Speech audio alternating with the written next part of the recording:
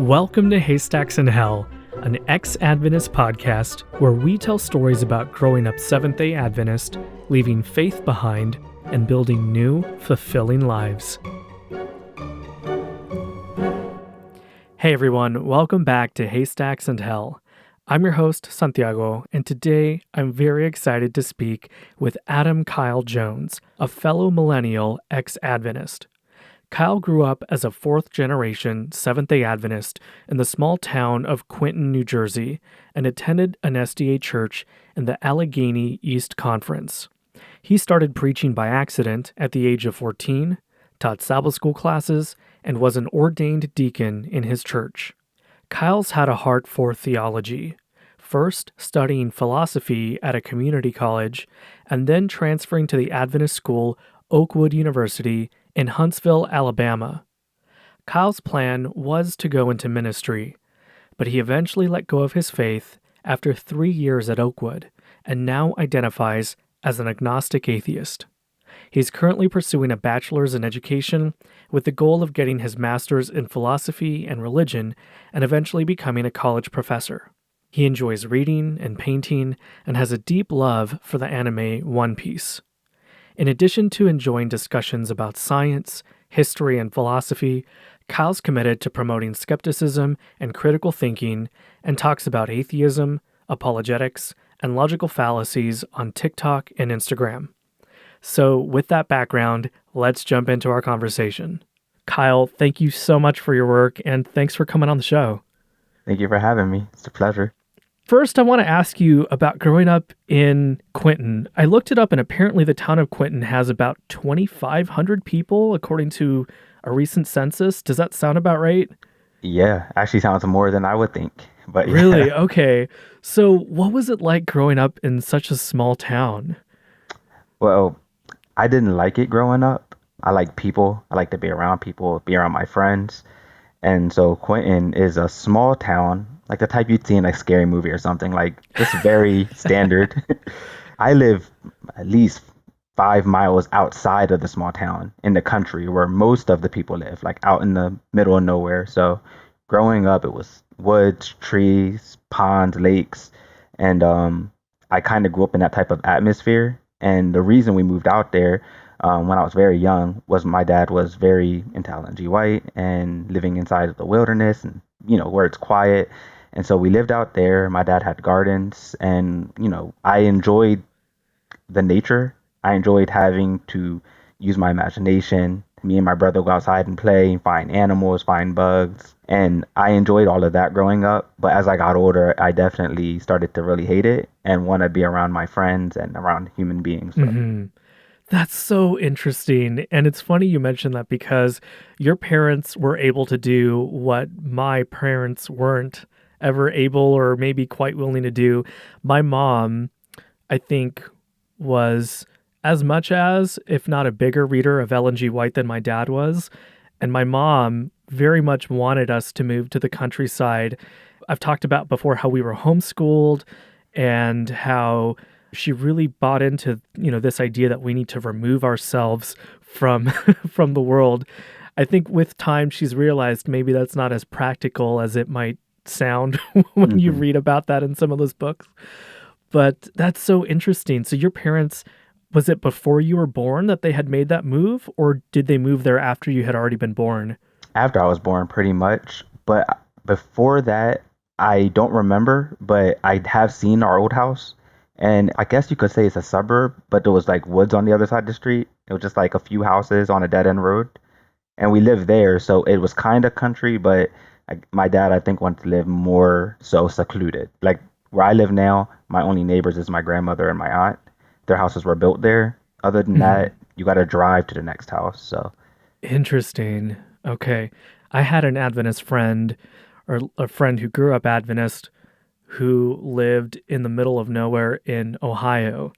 Ooh. And their closest neighbor was, I want to say, like a couple miles away, or at least it would have taken you several minutes minimum walking to get to the next house.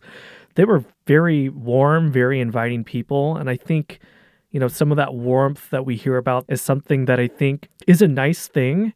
and is missing from, other parts of the states. But there's also, I think, a sense of isolation. You kind of touched on being wanting to be more around your friends. And I imagine like if you fall out with your family or other people in that community, being that isolated probably has its disadvantages as well, right? Oh yeah, of course. Especially the older you get, if you don't have a car or a way to get away, you're just kind of stuck. And that was, I think, what I disliked most. I had a lot of falling out with my family growing up, where our ideas just didn't match, and so it was just, it can be very lonely and almost like you're forced to like get over it, whatever your problem is with whatever the culture your family has. And so that's something that really bothered me growing up. Yeah, I can imagine.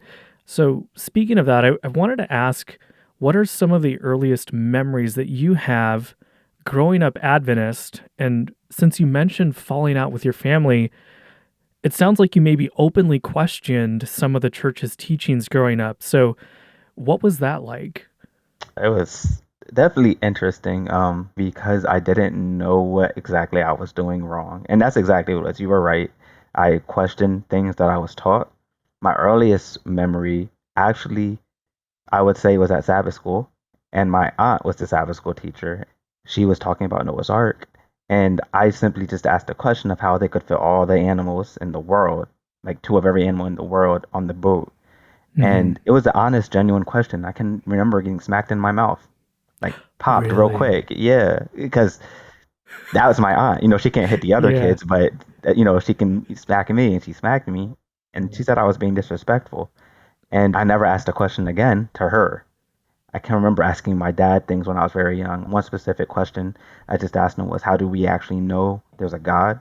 And as a kid, you just wonder. I remember he was very upset, very annoyed, very like his face tightened, and he told me that there's things that we have to believe, and these are things that are true, and I need to get myself together. And I was just a kid. I was just questioning. I wanted to know why I'm doing anything that I'm doing. I would always ask why, and I think that's kind of what caused problems growing up.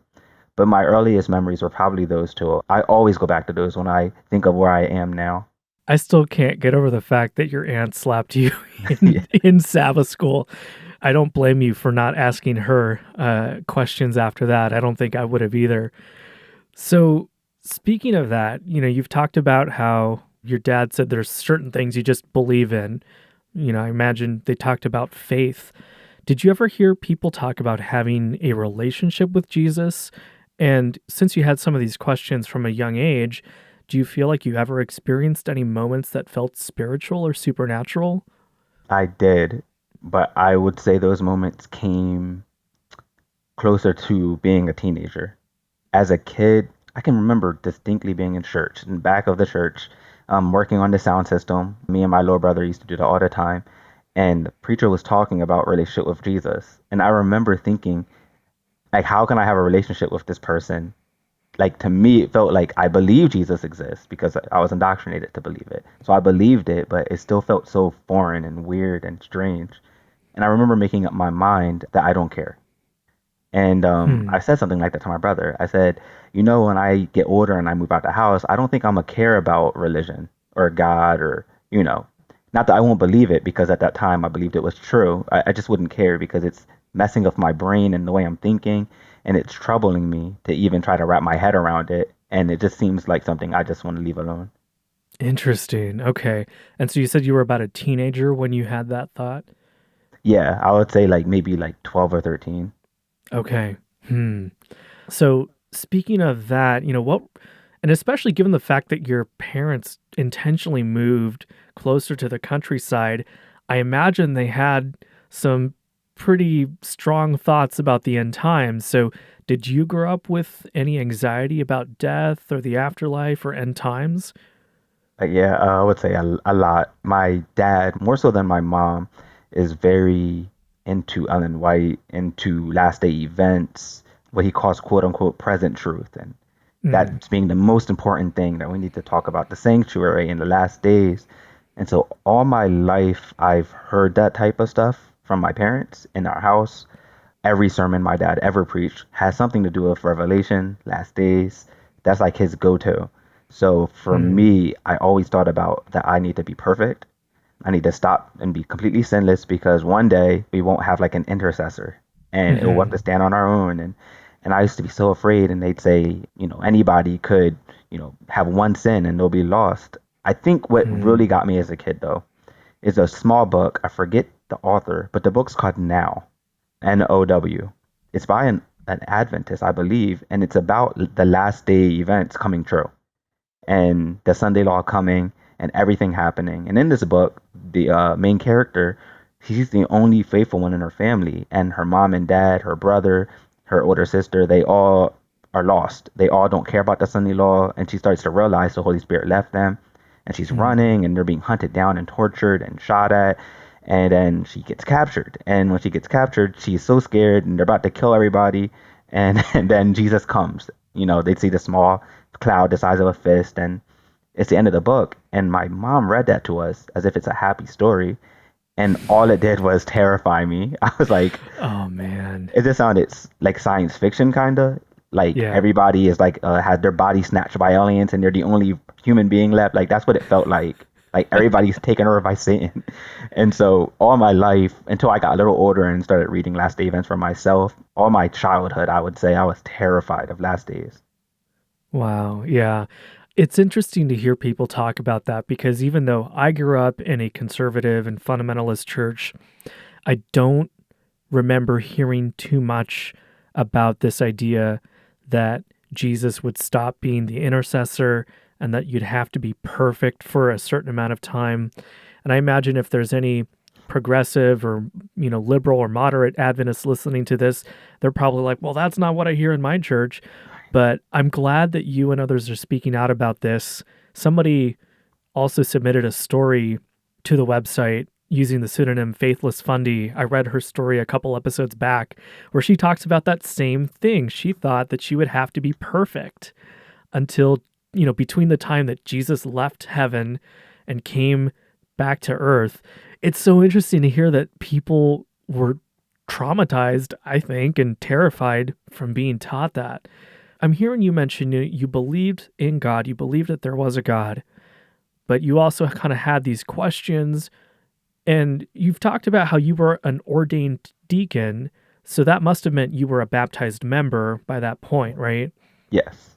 Okay, so how old were you when you got baptized, and what made you decide to get baptized? I think that I was maybe like 9 or 10. I was young. And I wanted to get baptized because all the other kids in my church my age were getting baptized. I'll be Mm, honest, there was nothing behind it. My cousin got baptized. He stood up after a sermon, and I was like, oh, so I'm gonna stand up too. And I wanted to get baptized. My dad didn't want to let that slide with me just getting baptized without knowing anything. So he mhm. did give me Bible studies, me and my little brother, for about 3 months before we got baptized. I do appreciate that at least it sounds like a lot of Adventists wanted their kids to get baptized when they were old enough or when they thought they might be old enough to make a decision.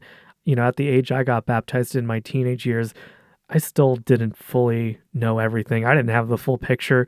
I thought I did, and my decision was genuine and it was my own. But at the very least, I do appreciate that there is an attempt, usually with a lot of these baptismal stories, to make sure that you know more or less what you're signing up for.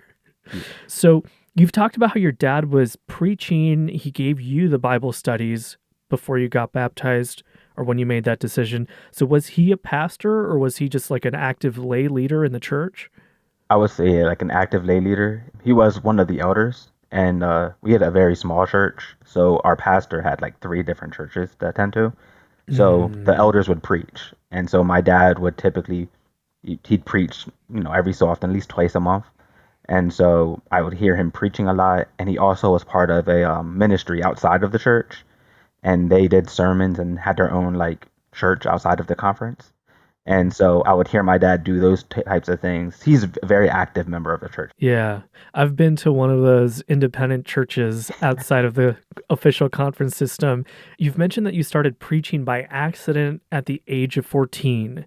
So this is after you got baptized. What's the story there? It's actually hilarious. I can remember before that never knowing what I do for the rest of my life. for a long time, I wanted to be some type of scientist. I love science. So that was what was in my head. And that night was actually the night that I decided to be a pastor. What happened was my church was doing a thing where for prayer meeting on Wednesday night, they would have some of the youth speak, like a 5-10 minute talk or a sermon. One of the boys, name's Eric, he's a good friend of mine to this day. He was supposed to preach, but he somehow talked me into doing it instead. And I was like, oh man, like I don't want to.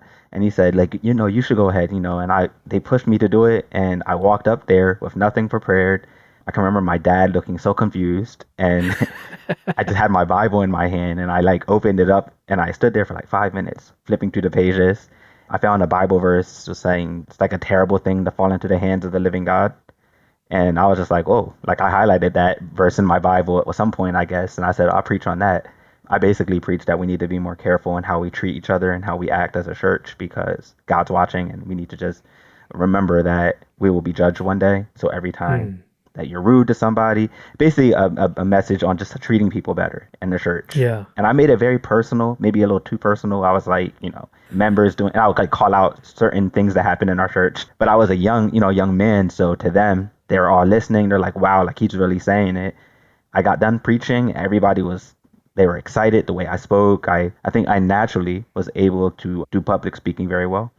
And one of the older elders in my church told me that I should go to Oakwood and become a pastor because I have a gift and he believes God called me.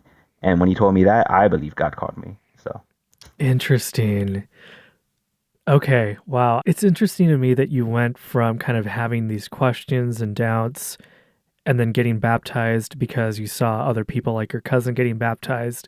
But then you're all out of the sudden put into this position where unexpectedly you're preaching in front of the church on Wednesday night.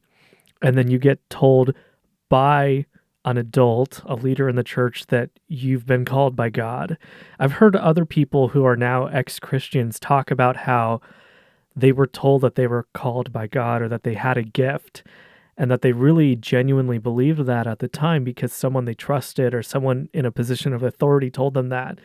So it's very interesting to me. Like when you heard that in that moment, did some of the doubts you had previously just kind of go away or was that not on your mind at the time? Like what was the transition from the time you got baptized to the time you gave that sermon by accident to where you're convicted and you're thinking, okay, this is maybe my future? I would say it definitely was the Bible studies my dad gave me way back for baptism. Hmm. Um, One certain message or little study he did was how God loves us so much that he lavishes us with his love. And that kind of was like the word my dad was like, you know what the word lavish means? And he talked about how much God loves us. And it was a good message. And it was way different than the other Bible studies, which were about like doctrine. And at the end of it, my dad gave us huge bowls of ice cream with all these different toppings on the table. And he set it all out for us. He said, now I'm going to show you how much God loves you by lavishing you with my love. And just like how I love you and I'm giving you all this ice cream tonight is how God feels about you and what more he wants to do for you. I think Hmm. that kind of broke my heart in a good way that night because I can remember going to bed that night and like thinking about God and how much he loves me and I was crying. I think since that point on and getting baptized, I felt a strong sense of conviction and I kind of swallowed any doubts I had immediately. I used to say Hmm. this all the time when I preached, but I would say doubt your doubts before you doubt your beliefs. Hmm. Interesting. That's a catchy saying. I can totally picture a pastor saying that from a pulpit. Not to put you on the spot or have people going and digging up old content, but were any of those sermons like are those still out there somewhere on the internet? Yes, there are. There's about 4 sermons of mine on the internet, including my first actual sermon, not the one from prayer meeting, but the first sermon I prepared and preached. Interesting. Okay. Well, if you don't mind, I won't link it if you don't want me to, but I'm personally interested in seeing that if you'd be okay with me taking a look. You don't have to decide now. But I'm curious because you mentioned that you were interested in science and that you wanted to be a scientist. So, were you taught about young Earth creationism? And, what was that like? And how did you shift away from that worldview over time? Oh yeah, definitely. I would say that the young Earth creationism thing was actually a term I didn't hear till after I was out of the church. growing up, it just was a fact to me. Like, it was my worldview. The earth is young. It's 6,000 years old, and Jesus is coming back at 7,000, you know. Like, there's a whole thing my dad used to teach about that, even though the Bible says not to find a day or a year, but they would always say Right. that. I grew up listening to, like, Walter Veith. My dad loved watching Walter Veith, Doug Mm. Batchelor, very conservative Adventist that taught this type of thing.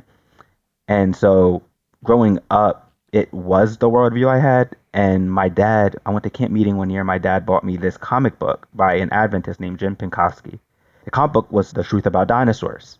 And I would read it, and it basically was teaching me creationism. But to me, not knowing any other science and already believing in God, I was like, this is common sense. Like, the world must not understand this stuff. So, you know, that the world's 6,000 years old, that dinosaurs and humans coexisted. Like, it all made sense in this book. It was like the typical Kent Ham stuff. Like, it was like the typical stuff like that. And it made so much sense to me. I think that got me interested in science, along with my brother and I catching like salamanders and lizards and frogs. Like, I love the animals, like seeing how they worked. And I was just like, wow, like, I really love nature. I would love to study this type of stuff. And so Hmm. that was kind of my interest. But at that time, I would have had no idea that evolution was ever actually really a thing. I don't think I even took it seriously. So, was that something that you then explored after entering college or after leaving college? Yeah, I would say actually in college. When I was in college, I fell asleep one night, and this will come up again where I fall asleep and wake up. But I fell asleep and I woke up to my laptop playing YouTube videos because I always leave it on YouTube, and it was playing a video by a YouTube channel called Viced Rhino. And he's an atheist YouTuber, and he talks about creationism versus, you know, evolution and stuff like that. And he had a video on, and he was actually debunking Walter Veith. And I was like, Oh, wow, okay. that's very specific. And I watched the video and what was left of it, and I started watching all his videos. At the time, I thought it was maybe Satan causing me to doubt Hmm. stuff, and so I turned the videos off. But that's what started me looking into it, and it was mostly accident. That's so interesting. Wow. I love asking people this question because, you talk about not knowing the term young earth creationism until after you left the church. I think it wasn't until after I left the church or after I started deconstructing that I realized that there were people who believed in theistic evolution. Mhm. And I had never heard of that before until I became an adult. I know that much. So it's always interesting to me to ask people kind of how they were raised believing about the age of the earth and creationism and evolution. There's just so much great information out there that I think many of us didn't grow up with. So I'm personally still kind of learning more about evolution, but even though I wasn't raised with it, I can still appreciate all of the research that's out there, all of the people that are talking about it. I've talked before about how there is an evolutionary explanation for things like empathy and cooperation. And so some of these things that people just ascribe automatically to God or to a higher power of some sort can actually be explained by evolutionary biology. And it's fascinating to me. And I just wish that more people can start kind of seeing resources like that, like what you accidentally came across. Yeah, definitely.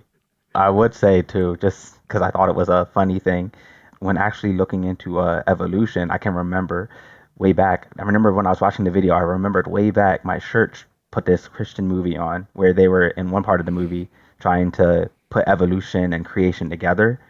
And I was so upset by it that in my next sermon that I preached at the church, mentioned the movie and how if you do that, we have no reason to keep the Sabbath. And I was so Hmm. upset by that, and I preached that. The whole sermon was on like why evolution. Mind you, I had no idea what evolution was, but I preached on why it's wrong, and it has to be wrong because the Sabbath is true. A lot of people in my church actually were upset with me over that sermon because they felt like I was attacking the person that put the movie on, and Hmm.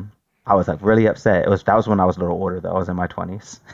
It's so fascinating that you mentioned that because Jeff, in an interview I did with him, talked about how, yeah, if the literal 7 day creation myth is just a myth, then yeah, why is the seventh day Sabbath that important.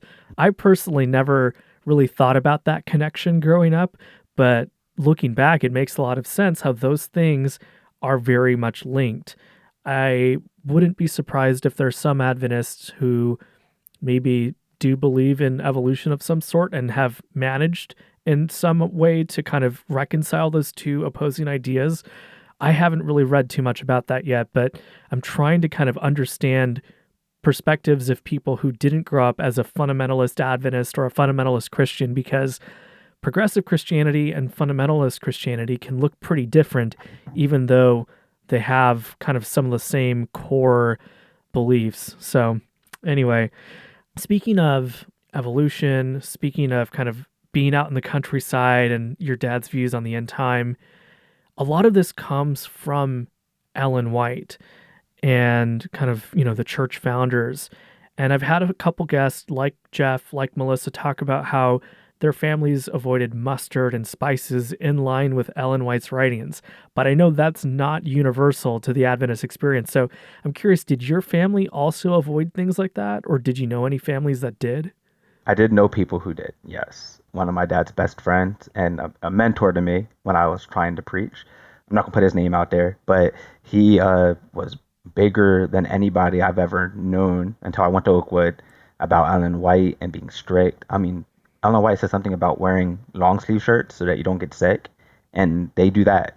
Even in the summertime, they'll wear pants and long sleeves because their extremities can't be exposed. They didn't eat anything that, had to be, they didn't even cook their vegetables. And so they were all vegetables, raw fruit. Like raw vegan? Yeah. And Oh, wow. it was really, really, really insane to me. At the time, I thought it was admirable and that I had to get to where they're at. But now looking back, definitely gave off like a cult-like vibe. My family, we kind of more so struggled with the diet thing. We ate dairy, ice cream. We didn't eat meat for a long time until we were a little older. And then my dad started buying chicken and stuff like that and fish. And I think he did that because he had lost his job and he was struggling and it was cheaper to buy meat than to eat all these vegan Adventist foods. And so we started eating meat, and then we went back to being vegetarians, then back to being vegan, then back to a little bit of meat. And so even to this day, I think it's something that my family goes back and forth with. I know you're a vegan, right? Or a vegetarian?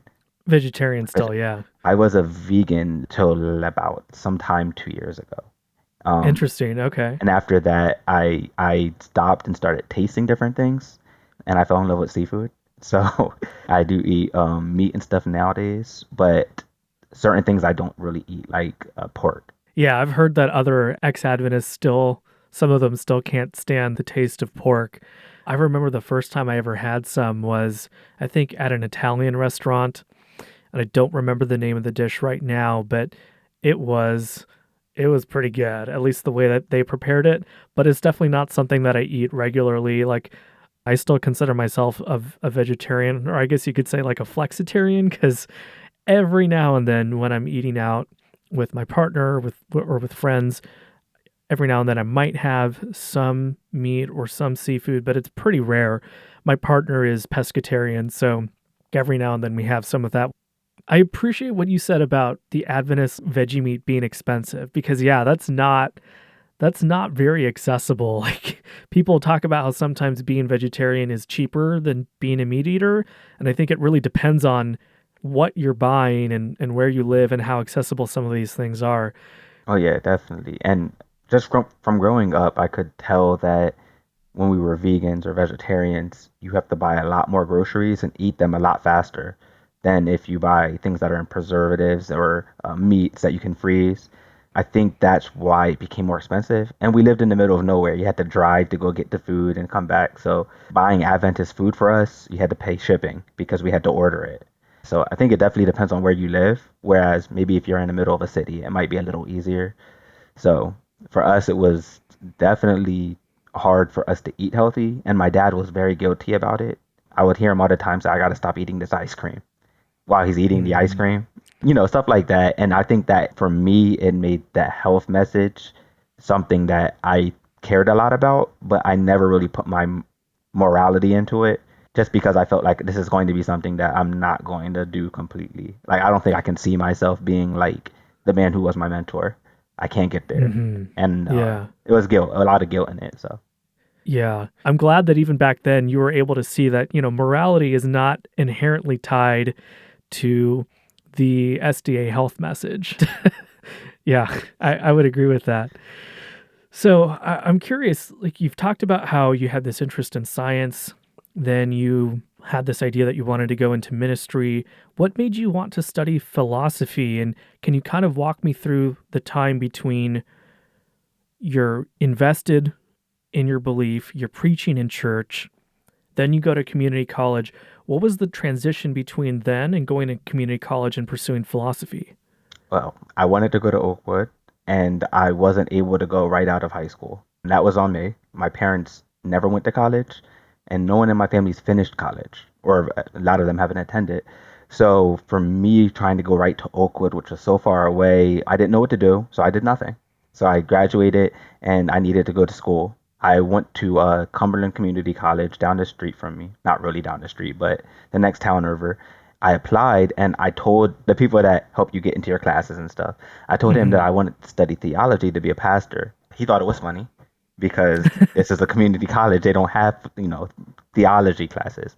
And the closest they could get was philosophy and religion. I took that for 2 years, and I think that started the whole process of where I'm at now.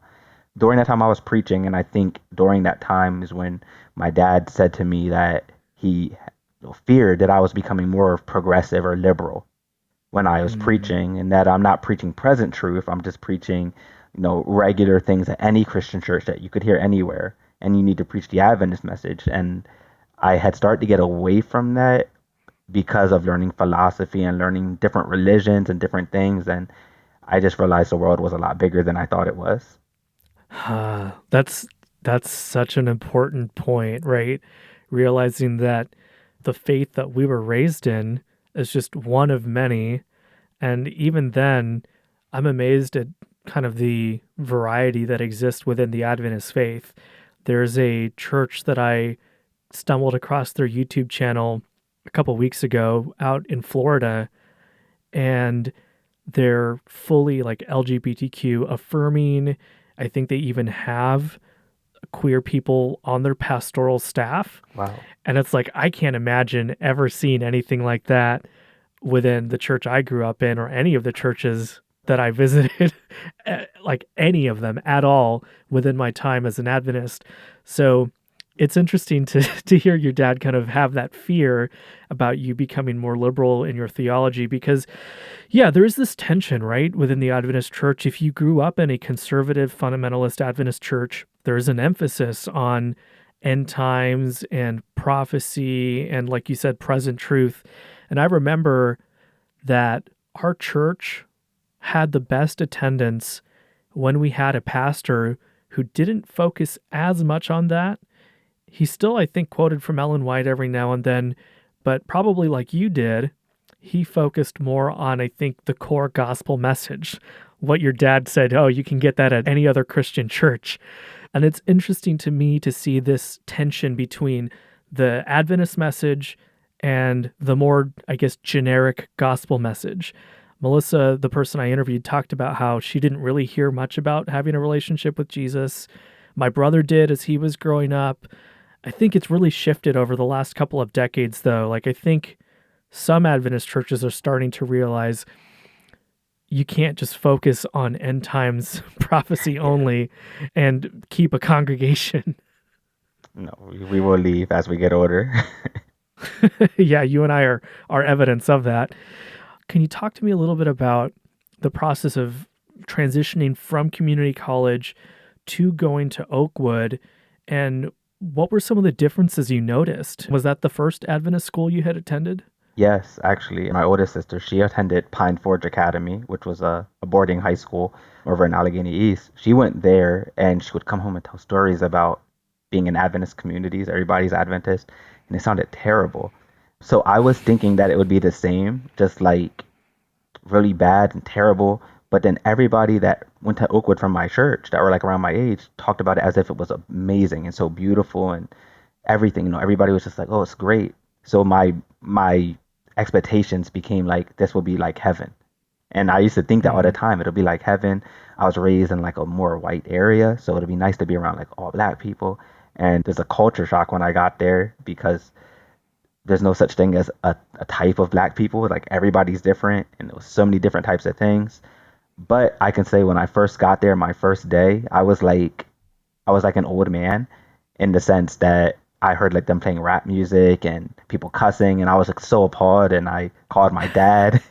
I was Oh complaining. man. I had a girlfriend at the time when I first went to Oakwood who I actually brought into the Seventh Day Adventist Church, and she went to Oakwood with me. For her, she completely loved it. She thought it was amazing. She had a great time. She made friends. For me, my entire first year, it was very tense. I hated my classes. I felt like the professors were all wrong. They're just saying the wrong things, and this is not Adventism. The kids, they have their pants sagging. The girls are dressed inappropriately, and I was just like an old man Mm. walking through the campus. I literally used to wear suits and like dress shirts and ties to my classes and stuff. Like I looked like I'd be a Oh pastor wow. one day, and and yeah, it was just that first year I was in my dorm a lot and reading a lot and studying a lot on the phone with my dad as much as I could be. And I think just trying to maintain my belief, I went from leaning liberal to being as conservative as I've ever been when I first got to Oakwood. So that was kind of your reaction, I guess, to the culture shock you experienced going there. Yep, absolutely. Okay. Well, for anyone listening who isn't familiar, I want to touch on something you just mentioned, which is that basically all or most of the students who were at Oakwood were black people. And for anyone outside the US or who's not really familiar, Oakwood is a historically black college and university. And that term exists in the US because schools, just like society in general, was racially segregated in the US. And so there were colleges that existed specifically for black people because they were excluded from basically every other institute of higher education. And I also appreciate that you mentioned that, yeah, any group of people, it's not a monolith, right? You're going to see people from all sorts of different walks of life and belief and dress and culture. So it's interesting for me to hear that you know, coming from the family that you did and the community you grew up in, that you yourself experienced culture shock going there. You know, my experience was obviously pretty different because I didn't go to an HBCU or an Adventist university in general, but I remember experiencing a little bit of culture shock going to the Adventist school that I went to because I had been homeschooled before. And so, like you, I had this very kind of conservative, kind of like adult mentality about Hmm. how the people around me were maybe too liberal and maybe too kind of just not following the way, you know, not following the things that they should be following. So it's interesting to hear that you also experienced that. So you're at Oakwood for about 3 years, and you're talking about how you didn't agree with what some of what your professors are saying. What were some of the things they were saying in the classes that you disagreed with? Oh man, I can remember it being so much. One class I dreaded. Now that I look back on it, I appreciate it. But one class I dreaded was with Dr. Quasey, one of the first black women in our conference to really push to be ordained.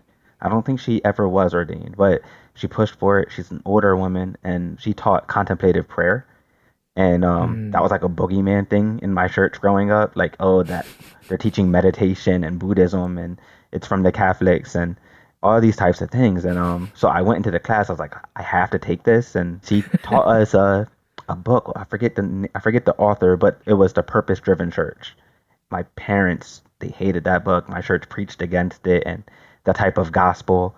And we read it. I can't say he said anything that I didn't like, but he did say things that I felt were not biblical based on Adventism. mm, And so I definitely had cognitive dissonance because I was like, dang, that makes a lot of sense. Or that, I like that makes sense if I'm speaking like just humanly, but that's not what God wants. And so in that class, certain things like closing your eyes and meditating instead of praying with words, like just letting yourself feel and hear God. I felt like that is a way for the devil to get into you. And so I would raise my hand and say that. They would laugh at me, but I'd be so serious. And the teacher had a lot of grace. She told me after class that she could tell I grew up very conservatively and I'm in a box. And she said she'll try my best to get me out of that box to see like there's a mm. bigger world in Adventism. And the other thing was nitpicking ideas, like my teachers saying that Jesus had a human nature like Adam before the fall. And I was always Mm. taught and preached that he didn't. He had one like Adam after the fall, that he's just like us. And so nitpicky, but I'll pull out the Ellen White quotes and stay after class to like show him what he's wrong. My one teacher taught us all the fundamental beliefs, and he skipped the judgment and the sanctuary thing. He skipped that. And I was Mm. so upset, and I asked him about it. And he told me right to my face, a lot of the professors aren't sure that that's a belief that's backed up biblically. Oh, wow. And yeah, and I was like, wow, well, you're not Adventist then. And I remember getting so upset with him. We were going back and forth. That first year, it was a lot of questioning of the core beliefs. And I did come to an epiphany near the end of the year. And it was, these guys are smarter than me. They've been teaching and reading the Bible and studying these things longer than I have. And I thought, what if I'm wrong? Wow. Okay. It's so interesting to kind of hear your journey from being this like inquisitive kid, right? Where you're asking these questions in Sabbath school to then you get baptized and then you have this conviction, right? After having that Bible study and that lesson with your dad. And then you experience this culture shock and you're kind of reacting to perceived kind of liberal theology at your university.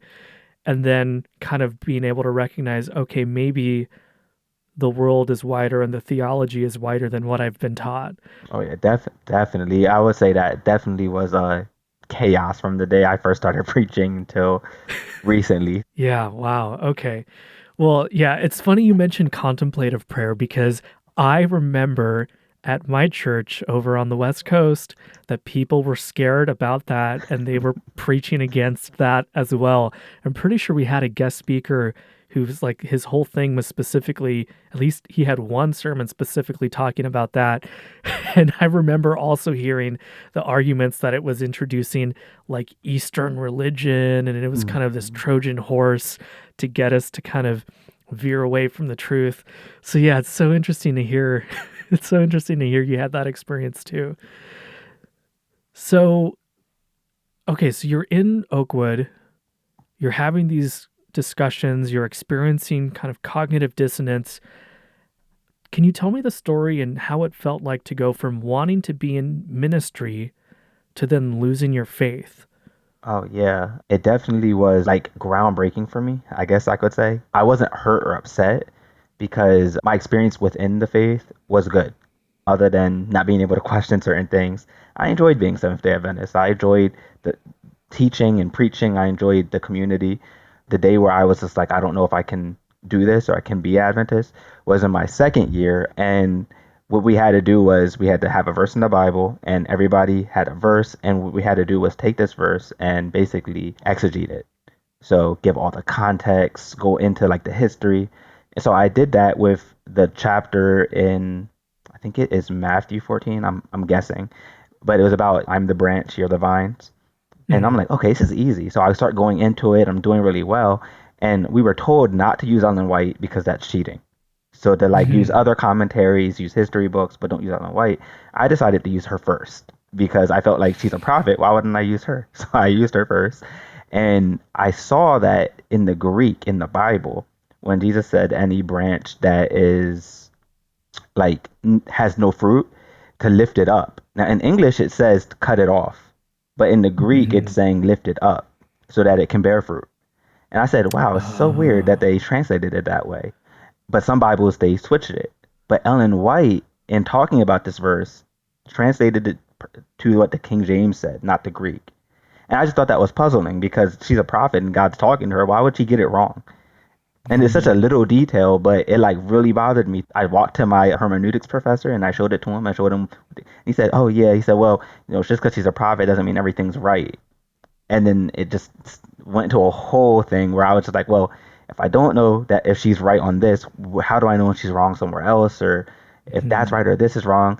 And I just started like having a whole crisis. That led me to a person that the church had told me about. My dad had mentioned to me, which was a pastor named Walter Ray, and he wrote a book called The White Lie. I remember my dad had a copy of the book, and my dad preached about it one time, talking about he's attacking our church, him and someone named Desmond Ford. And I Mm-hmm. said, I want to hear what these guys that don't agree with Ellen White said about her. So I went to my library and I asked the person, do they have a book called The White Lie? And they had it at the Adventist library. And I said, wow. So I read the book and I saw the plagiarism things. I saw the copying. I saw that she didn't really write a lot of her books. She had people write them for her, and she kind of like ghost wrote by speaking to them and giving them like Mm-hmm. scribbles. And I saw all this stuff. And I think that that led me to saying, well, if I don't trust Ellen G. White based off what she says, which is that she's a prophet, and that's just her claim, and I can't trust what she's saying, I think that moved. I skipped a step where some Adventists that stopped believing Ellen White will still stick to the Bible. I skipped that step and said, well, if they're claiming to be prophets, how do I know that they actually are? Like, how do I know if they're Mm-hmm. actually getting stuff from God? How do I know if that's from God or if they just made that part up and then this part's true? And that kind of led me into looking up apologetics, and I didn't buy any of it. Looking more into philosophy, learning how logic works, learning the arguments, and all this took about 2 years. But I started like really investigating the foundation instead of the little things. Like instead of looking into is the Bible true, I looked up more into like how can we tell if a claim is true or false, any claim, Mm-hmm. or how does logic work? Or is this a circular argument, like logical fallacies and stuff like that? I started getting really into like the foundation of logic and the arguments and beliefs. I think that skipped a lot of steps that I see a lot of other people take and just got me to I don't have a good reason to believe in a God, but I still do. And I think the day that I no longer, I don't know when I became an atheist, but I think the day that I no longer believed, I was in church and the pastor was preaching about the calves or sheep or something, and they looked at like speckled like dots on wood, and so when they had a baby, the baby would be speckled. So it was like a story in the Bible. Yeah, I think that's the story. Is it Jacob? It's the guy who worked for Laban for 7 years, right? Yeah. Because he wanted to marry. He got cheated, right, by Mm. Laban, and Laban married off the daughter that he wasn't interested in, right? Yeah, yep, that was Jacob. Yep. And it's an interesting story. I don't think I've ever I know I read it because I read the Bible, but at that time in the sermon, I was like, I don't think I've ever thought about this story before, but that's not how biology works. I was like, at this time, I had studied some science. I had read some Richard Dawkins books and Carl Sagan, and so when he preached that, I was like, I don't believe that. I said that makes no sense. That can't happen. Then my brain said, well, it could happen if a God exists because God could make anything happen. And then my brain said, but what? Why would you believe that? Like, why would you believe that? Like that there is a God. At the time, I wouldn't say that there's no God, but at the time and even to this day, I would say I don't believe it. And it became obvious in my mind at that point. I was unable to actually believe Mm. it. I just didn't. And I had a different girlfriend at this time. And I went home that day and we got home from church and I told her, and we were in my apartment and I let her know I don't think I believe in God. And I remember I started crying and she started crying too. And then she like hit me with so many questions asking me, well, what about this and what about this? And it was so many things that I've already studied on my own and arguments I've already studied that I ignored, and I had an answer for everything, and we ended up breaking up because of that. So yeah, I lost that relationship, and I was just like, it's fine. How I felt was I don't believe it, and I can't make myself not believe it. Like it didn't feel like a choice to me. I'm glad you mentioned that because I think that's such an important thing that I think many people don't realize. Deconstruction, deconversion, they're not necessarily things that people choose to do voluntarily, right? It's like you come across information that conflicts with this worldview you've been raised with in many cases. And so when you find evidence that contradicts what you believe in, that cognitive dissonance happens. And some people are able to kind of dig their heels in further and make up excuses for it and rationalize it away. But people like you and me, for whatever reason, we went the other direction and we were like, okay, no, I have new information. My beliefs have changed based on this new information and I can't rationalize it away anymore. Yeah, I definitely had a burden to know what's true. A person I really look up to during this time that helped me was he has a YouTube channel. His name is Matt Dillahunty, He's an atheist activist. Mm-hmm. He's really famous within atheist circles. And Yep. accidentally, again, I was sleeping, watching Vice Rhino's YouTube channel, and I woke up and the Atheist Experience call-in show was on, and I watched that during those 2 years. And a lot of times I disagreed with Matt. I disagreed, but then what he said, his logic, breaking things down, making you prove what you're saying, I couldn't deny that it was true. What he's saying is true. I can't deny that he's logical, that I'm being Mm-hmm. illogical, but I couldn't accept it. But hearing every argument that I would have, this man would pull it apart, sometimes very angrily, but also sometimes very nicely if it's like a different co-host or something. And I would be like, oh man, like at the end of the day, I can't think of an argument that hasn't been addressed. I read the Case for Christ. I read William Lane Craig and different apologists, and I don't think any of them made me say, "Oh, okay, that makes sense now." I just could see through the arguments because it's like once you Mm-hmm. learn how to, you can't unlearn that. I described it to my parents when I came out to them. I explained it to them. It's like knowing the magic trick and how it works. It will never Mm-hmm. amaze you again. You can be amazed by how it's done, but not amazed by the trick itself. Yeah, no, that's such a great analogy. I hadn't thought of it that way, but that, it makes a lot of sense to me.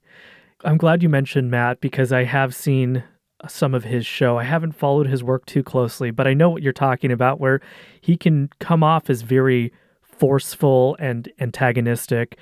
My brother and I talked about how he doesn't believe in the Christian God. He identifies more as a maybe like an agnostic deist, where he doesn't really know one way or the other, but he doesn't believe in the Christian God. He talked about how he read it was either Dawkins or Hitchens and how he thought they came off as a bit of an asshole. And it's interesting to see how some of these atheists who are out there, and I even mentioned it during our interview myself, I feel like in some cases when they come in guns blazing, it can be a turnoff to some people who don't want to hear that message in such a forceful way. But I also recognize and have to appreciate their work for what it is, in that it does work for some people, right? I've had this thought in the back of my head where I'm like, well, my brother and I are kind of bashing some of the biggest atheist names out there. Not that people are immune to criticism, right? I think everybody should be open to criticism, but I also want to acknowledge that they have done work that has had an impact on people in a positive way. Oh, yeah, definitely. I would definitely agree. I have a different way of approaching it when I talk to people, which is I like to have conversations, be chill. I do get upset sometimes, but I try to like swallow that and just smile. I think that for me to take that final step out of religion and just to kind of just get out of that cognitive dissonance, for me personally, I needed to be yelled at. I needed to be called an idiot sometimes, stuff like that. I don't ever, if someone tells me they're questioning stuff, I don't ever say, oh, here, read Charles Dawkins' book on the God delusion or something. I wouldn't ever do that just because I Mhm. personally don't think that's the best way, just because it worked on Mhm. me. It's the same, I think, as someone's coming to your door and knocking and wanting you to be a Jehovah's Witness. They're not going to call you an idiot and, yell at you. They'll be Yeah. nice and that'll get you. So I definitely agree. I definitely agree. I have my criticisms, but I just couldn't argue with the actual logic or the facts behind what they're saying. Right. Yeah. I think it's important, right? Different styles work with different people, and I think in different stages of their life. Right. I think if I had been a caller on Matt's show, I probably would have come away a bit salty if I got yelled at. But for me, I've talked before about how the book How Jesus Became God by Bart D. Ehrman, who is a New Testament scholar. He used to be a fundamentalist Christian and is now an agnostic. I've talked about how that book was instrumental for me personally being comfortable with identifying as an agnostic atheist because up until that point, I hadn't really identified with a particular label. I just knew that I was slowly kind of, leaving my faith behind. I don't think I even had the term deconstruction within my vocabulary back then when it was happening to me. That book was instrumental. And I had also read, before that book, I had read God is Not Great by Hitchens. And I remember feeling attacked when I read that book because it was an audiobook. And I just remember feeling like there was this like condescending tone and I was kind of being lectured at and kind of being made to feel a bit stupid, I guess. And so it's interesting, again, that might work with some people. I've heard people say that those are really helpful, and that's great, right? I don't want to take anything away from that, but I'm thankful to see that people like you and me who grew up in this maybe have a little bit more empathy or at least a little bit of a softer tone in our presentation when we're talking to people about it, because we know what it was like to really grow up within this. Yeah, definitely. I actually was thinking about that today when I was looking at some of my TikTok comments. Some people are saying things that I can remember saying myself. And it's interesting because I can't put myself back in that same state of mind again. Like, even when I try to Hmm. imagine it, like really believing these things, it's like I can't.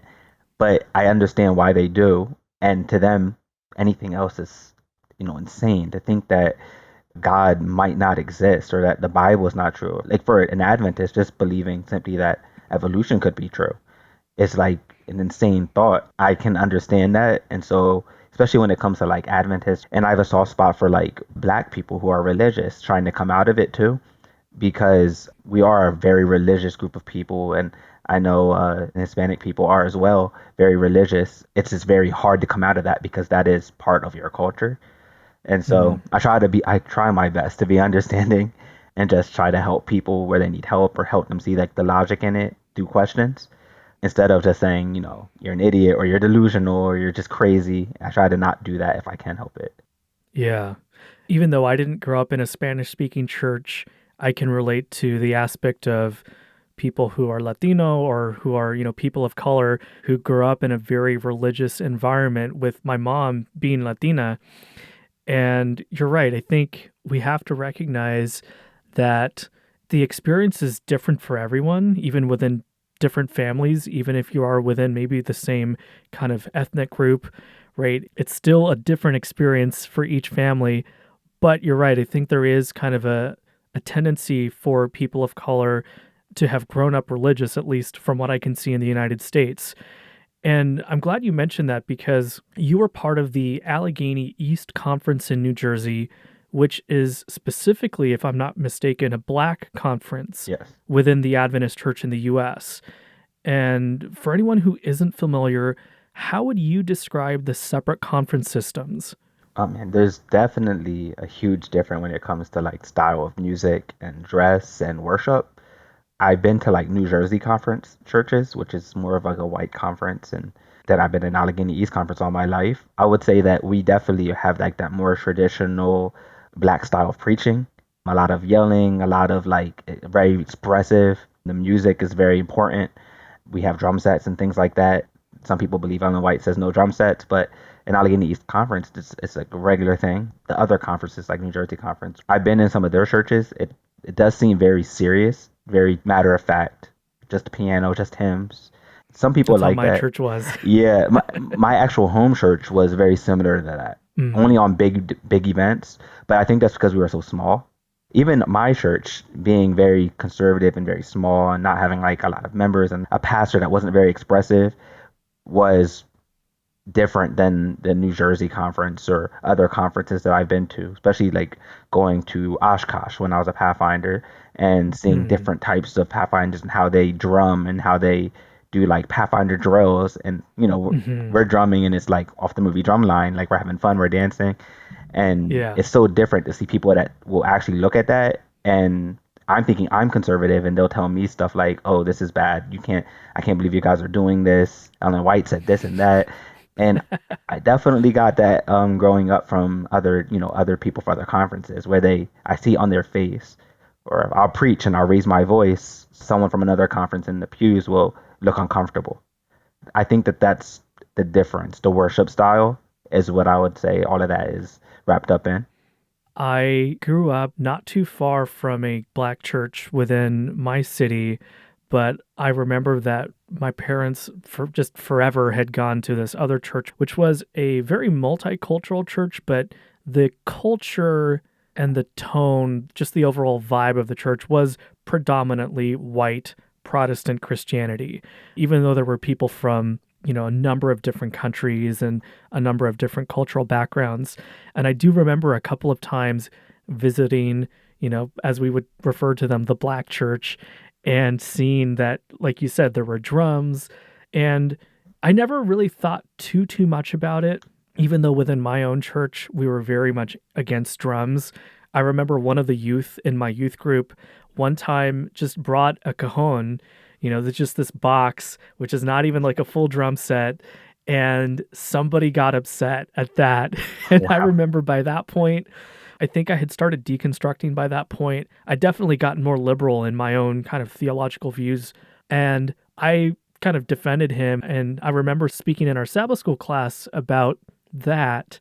And that actually led me to write like this whole essay about music within Adventism and how, like, I don't know if you knew this, but the early Adventists didn't use musical instruments of any kind. Wow. Yeah, I did this deep dive research, and I think it's, if I'm remembering correctly, it was about the first 30 years of the movement or so where it was just a cappella singing because Protestant Christians, especially John Calvin and after, John Calvin, who's this, this reformer, Calvinists, in my opinion, are some of the most bitter Christians out there.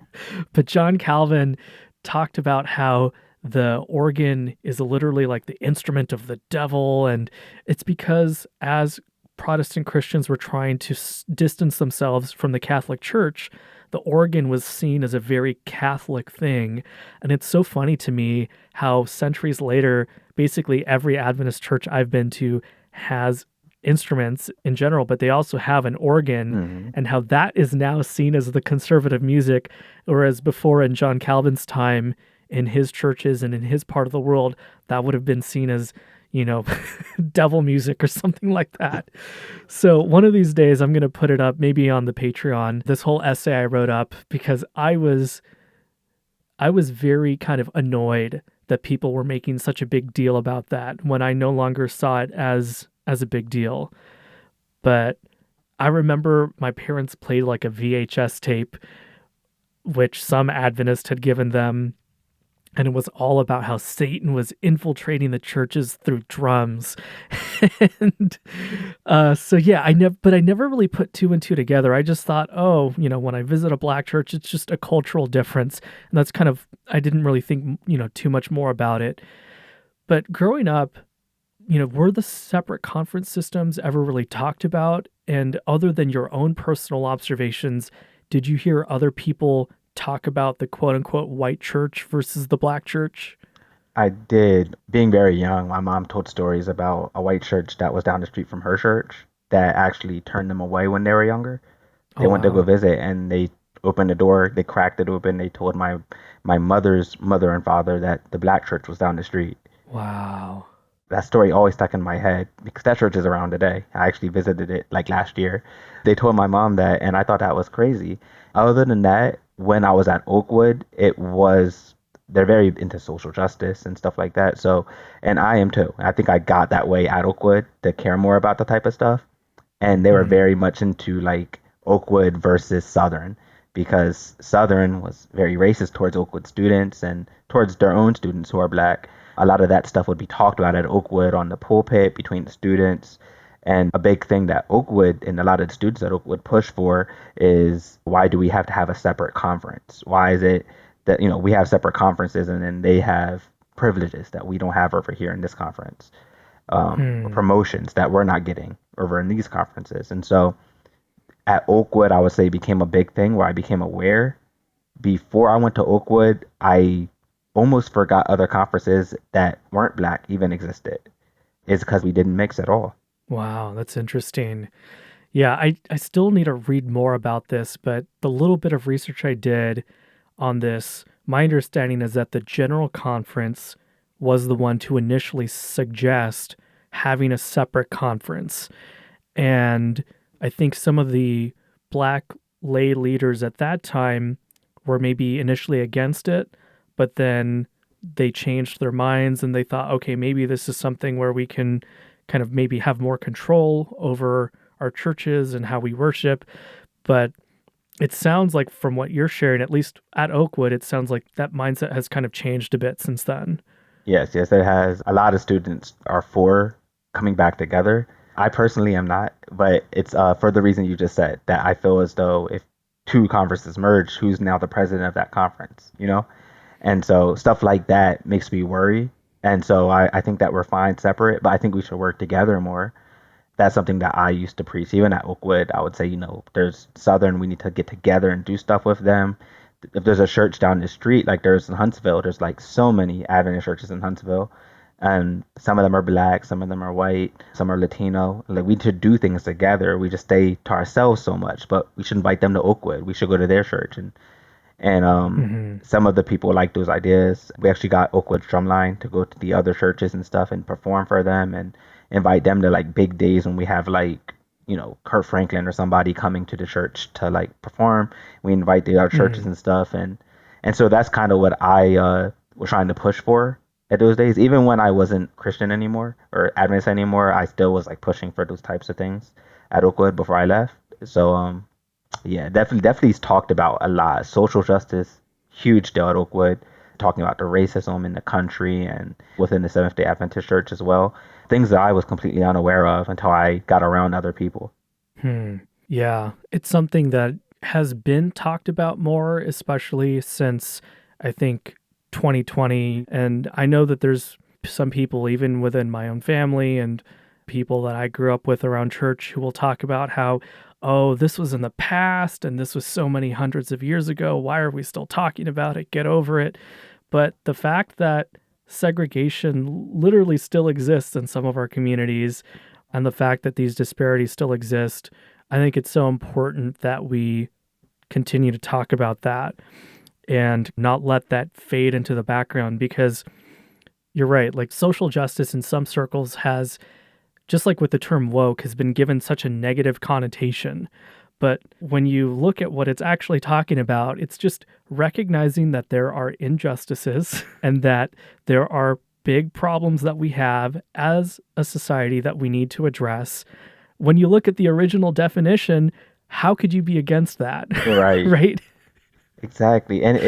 I've seen that type of conservativeness creeping into the church, in my opinion, at least from what I'm seeing with the more conservative, even black people within Adventist church, where they are against, gay and trans people. They're against the new liberal wave in the church that's coming through and the science and things and people accepting these things. And I think they're afraid that they're losing so many members. And I see it happening where I'll have people in my church and people that I know not be a Republican or a Trump supporter, but stand for all those same things. It's like their talking points and the conservative people on Fox News talking points are the same thing. And I'm seeing that Hmm. more and more to the point during COVID that I've seen a lot of Adventist conservatives against getting a vaccine. That I think really shocked me and like really pushed me away. So even my own father was against the vaccine and was like vehemently against it and that it was bad. He preached about it and his friend who used to be my mentor preached about it and he actually was upset with me when I got it. For me, it was very shocking to be out in the South in Huntsville and hear people rioting and getting upset over a vaccine and then to come Hmm. home to my house and then find out that my parents are feeling the same way and that all of a sudden it's like bad, we're in the last days. And when I say, well, Hmm. all these things are happening to black people, we should care about these things, what I got from a lot of people I know is that, Jesus is coming back, what we need to do is preach the gospel. Don't worry about the Hmm. social justice, don't worry about what happened with George Floyd. And it was more so push that to the side and all we need to care about is the gospel, because Ellen White apparently said that Jesus did no social reforms. Interesting. Yeah, it was very disheartening. I already at this point didn't believe anymore, but it was just very disheartening because nothing, they're bad people, but I thought that they would care about others more Hmm. being Christian. You just touched on a really important point, and I think I talked about this in an earlier episode. I think the one about whether you believe in an afterlife or not. And at the end of my section of that episode, I talked about how Christians, but in my own experience, because I grew up around Adventists, I think especially Adventists have this view of God's going to come back at any moment. So why bother? Yes. Like exactly like you said, we should be preaching the gospel. That is the best thing that we can do for people. And I know you've talked about how, or at least I think you've mentioned in some of your videos, that you consider yourself an anti-theist. And I want to hear your thoughts about that in a second. I kind of take a more neutral stance where I appreciate the really progressive Christians out there who do talk about social justice and who have, in my opinion, a much healthier theology than the one that we were raised with. And they recognize that these things exist. But yeah, in my own experience, the Adventists I was around were not really interested in that. They didn't believe, in some cases, like you mentioned, in taking a vaccine. I remember one Adventist who I still have a special place in my heart for, talking about 5G and how we need to be worried about 5G being rolled out. But yeah, there's this attitude, I think, with conservative Adventists specifically, that the whole world's going to go away and be renewed, so why worry about the here and now? And it's so disappointing because people's lives, in my opinion, would be so much better if we cared more about them, if we took a hard look at the structural issues that we have and did something to address those things. But instead, there's a whole bunch of people who are saying, why bother? Because it's all going to go away.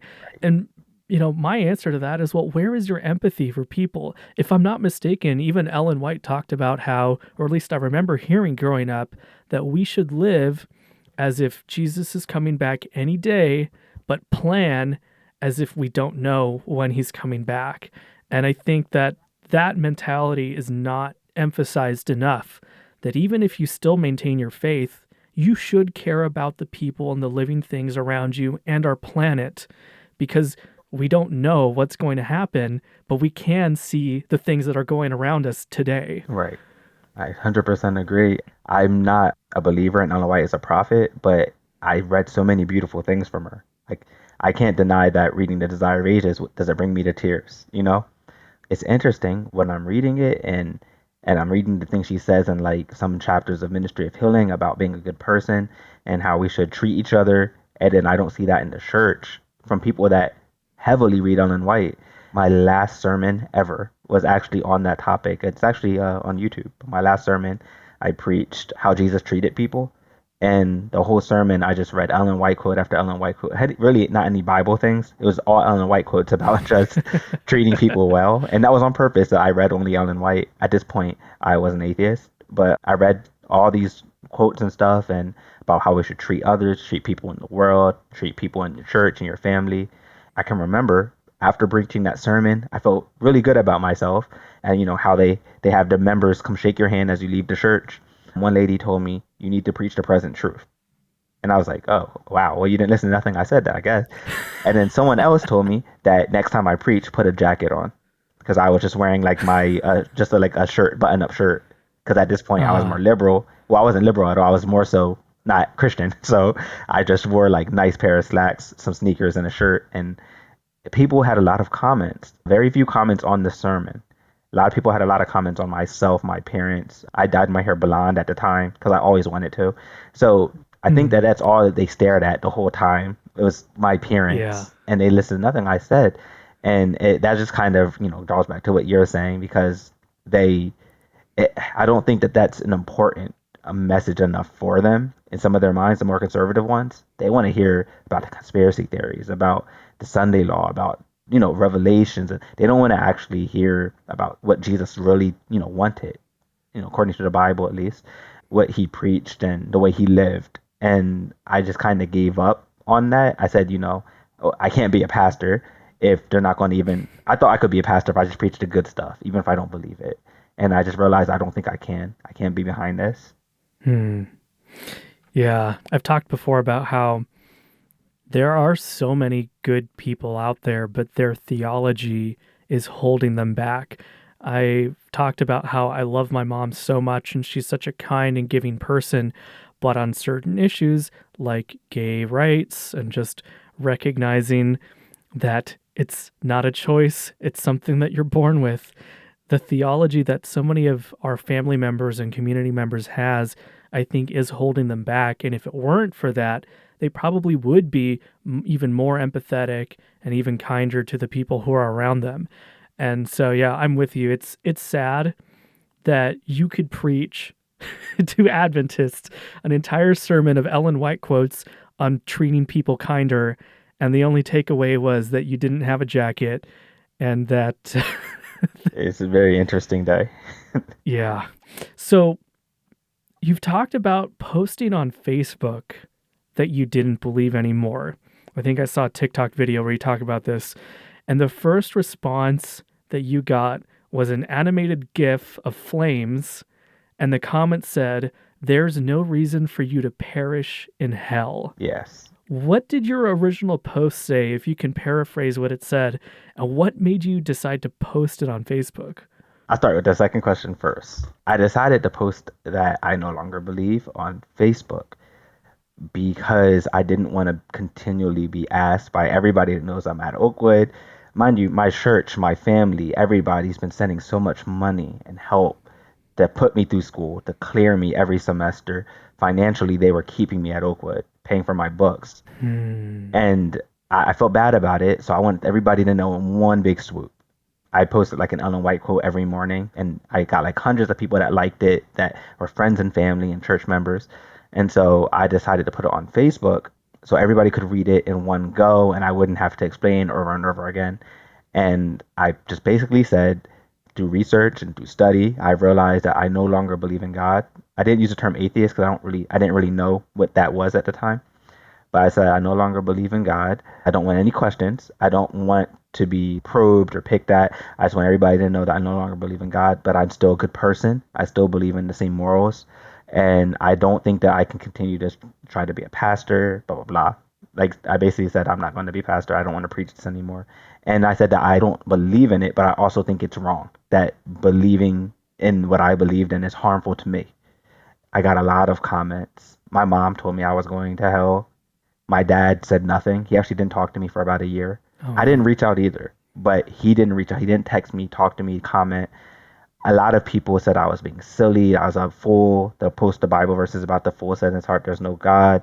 I got a lot of messages. They're still here to this day. I didn't open a lot of them. So I have like a lot of unread messages on my Facebook. And like way down when I scroll. A lot of comments, a lot of debating happening. If I could go back, I wouldn't have did it that way. And I would recommend that if anybody's listening and deciding they want to come out, to tell the people you care about, like you did in your other podcast, you told your mother and your father, to talk to the people that you care about the most first before you put something publicly out, because that can kind of embarrass everybody. And it's a shock. You didn't get it from me, you're getting it from a Facebook post. They're wondering if I'm okay, if I'm maybe suicidal, if I'm depressed, why am I posting this? And it was just a big mess, which actually led me to actually spending some time in the hospital for my mental health. During that time, I became very depressed, very suicidal. After coming out, I deactivated my Facebook. It was a really hard time, but I was happy that it was over with. But the next thing I had to contend with after that was that all the students from Oakwood, not all of them, but most of them were my friends on Facebook too. And I became like the thing at campus. Everybody would see me and walk over and would start talking to me. They weren't necessarily mean or rude. Everybody wanted a debate. And it became very overwhelming. It just kind of, I kind of snapped. I'm not going to go into detail on that, but I kind of had a moment where I snapped, and I had to spend a few weeks in the hospital. And I came back on the campus, and because of that, everybody's eyes were on me as well. And that's when I kind of like stopped in the middle of the school year, got an apartment, and I didn't go back to school. Wow, that is definitely a much more dramatic story than mine was. And I've got to imagine it was probably especially difficult for you because you had people financially supporting you to go to an Adventist university, right? So was that part of the pressure you were feeling? Oh yeah, definitely. I think the biggest pressure, that was maybe a close second. The biggest was that everybody expected me to be some great pastor. They're like, oh, you preach and you read your Bible, you know so much Adventist doctrine, like the back of your hand, you read and you study Ellen White. And everybody would praise me when I come home. They'd call me professor and doctor and stuff like that, just to like hype me up. I preached outside of my conference, even to different churches and stuff. And I was preaching at Oakwood. And I think that people saw me a certain way, and I felt bad to let everybody down, I guess. I can't quite imagine what that would have been like because I wasn't as vocal. How can I put it? Yeah, I mean, I definitely wasn't planning on becoming a pastor. I remember growing up, a couple people in my church every now and then would tell me that I should become a pastor because I was so involved as a deacon and with music and the youth class and Pathfinders, all of those things. And so I distinctly remember people saying, "Oh, you should be a musician or you should be a pastor." And I never personally identified strongly with that. I thought every now and then I thought maybe I would want to pursue being a pastor. But then I saw all of the stuff that pastors have to deal with. And I was like, I like people, but I don't know if I like them that much to try and make that my entire career. And not to say that I don't like people, right? But I'm an introvert. I could tell even, before I started down that path that it might be a difficult career path for me. But wow. Yeah, I can only try to imagine what that was like for you having people have such a specific view of you, like you said, right? They had this image in their mind that you're going to be this great pastor and you're already preaching and going to different churches and giving sermons to then have this big revelation. Wow. Wow. I think that the question I got the most is what happened. That used to really annoy me because I would tell them nothing happened per se. I didn't want to sound rude, but I just started thinking about it deeper. I can remember now that we were speaking, it just came to my mind. My first thought that really sent me looking into the Bible in specific, right after that Ellen White thing happened where I didn't really believe Ellen White, my first thing that had me look into the Bible was that someone on campus was gay and they were arguing with somebody else about if it matters that the Bible says that it's a sin or not. And I remember Hmm. walking up to them and I was saying, well, the Bible says a lot of things. Like I was debating for the guy, and he's like, exactly, like the Hmm. Bible says a lot of things, blah, blah, blah. And then he said something that just made me think for like a week. He said, and what exactly is wrong with it? Like, what is immoral about it? Tell me, like, what is the evidence that it's wrong, that it's bad? Hmm. And at this time, I didn't agree. I always said I didn't agree with homosexuality, but if you want to be gay, you can be gay. But that thing about what is wrong with it made me start wondering why I follow some of these things. And I think that things Hmm. like that caused, if people say what happened, I think things like that, thinking about those types of things, and morality is hard and it shouldn't be black and white. It should be something you have to really struggle through and figure it out and continually talk about forever. Like we should always argue and debate these topics as a society just because context matters when it comes to morality. And I think that is what happened. I think that my morality and the Bible's morality didn't go together. And I think I started realizing it when people would ask me these particular questions or when I would think of these Hmm. particular Bible verses. And Hmm. to this day, people say, what happened? I would say that I followed my conscience. And that's kind of what led me. I'm so glad you touched on morality because that's something I've been trying to ask people about views on morality now after you've left versus when you were in the church. Melissa talks about how when she left, she felt like she didn't have a very good grasp on morality based on her own personal upbringing within the Adventist church and how since leaving she has had to define it for herself, right? And she's had to kind of look at the experience she's had, the people she's interacted with since leaving Adventism. And it's interesting you mention a debate about somebody being gay at Oakwood, kind of sending you on that path because yeah, I know that there is an effort among queer Adventists to talk about this and to really question the theology that really denies their existence or at the very least dehumanizes them.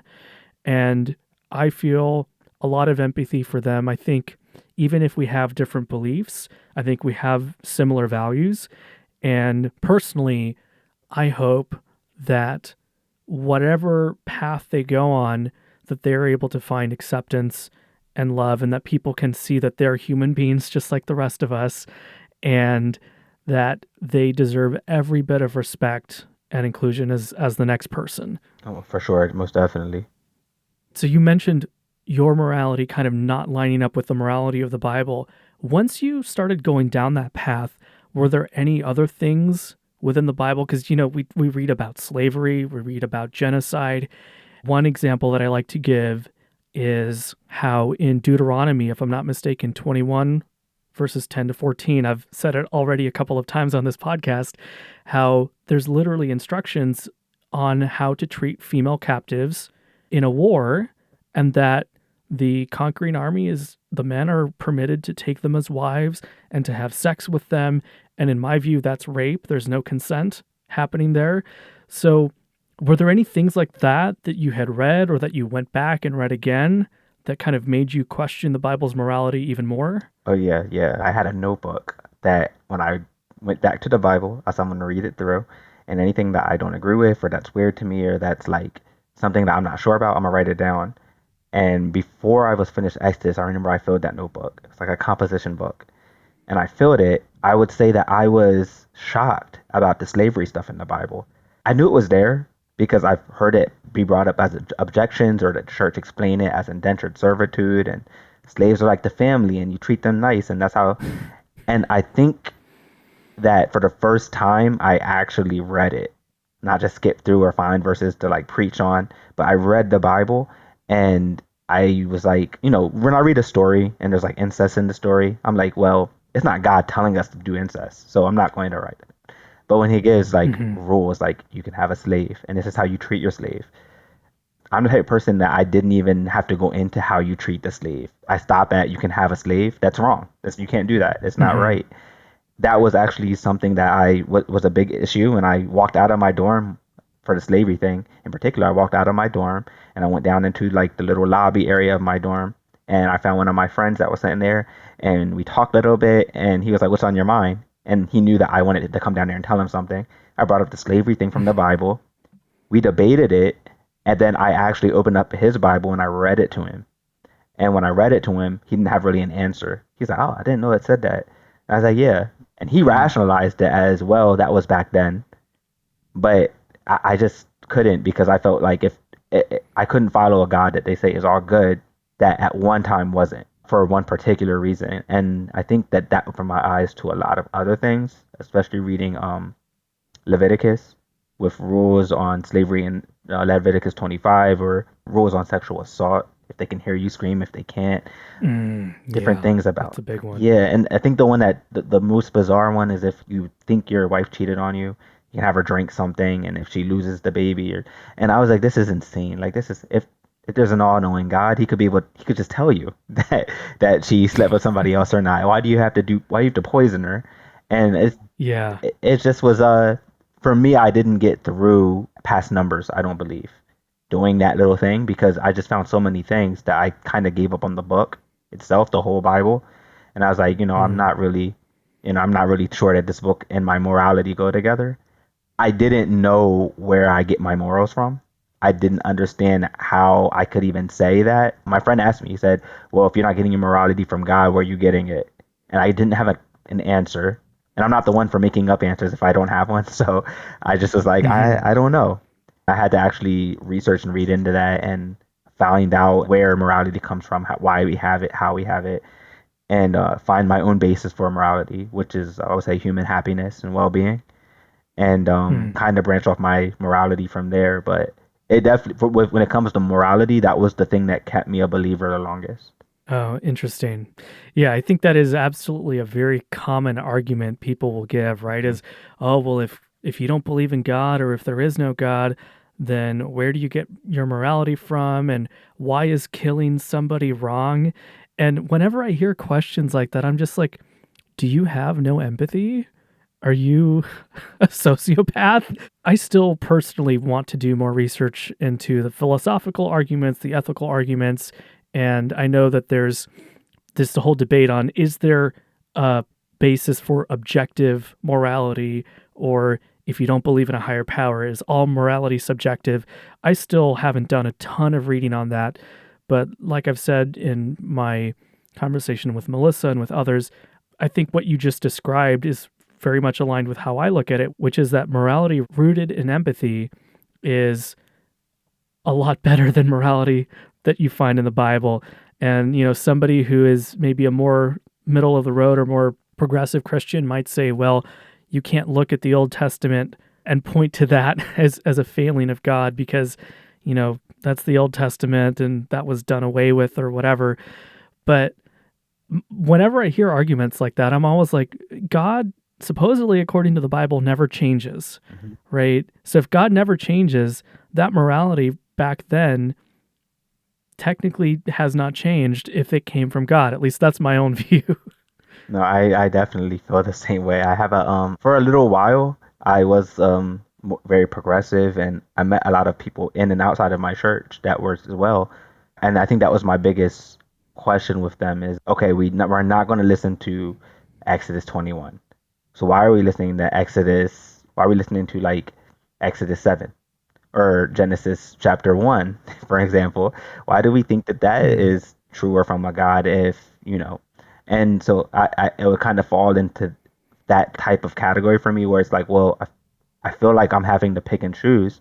A friend of mine, he would always argue with me about the Bible. We go back and forth, and I would always say, well, how do you know what parts are true and what aren't? And he came to the conclusion later on that he's picking the parts that are true based off his own empathy, which comes from outside of the book. And so when it came to like morality, I would always, I agree with him, is that most people, the progressive Christians at least, I'm happy that they are, they have empathy and that they try to make the world a better place while holding on to their beliefs, but they are picking based off a morality that's not from the book, at least.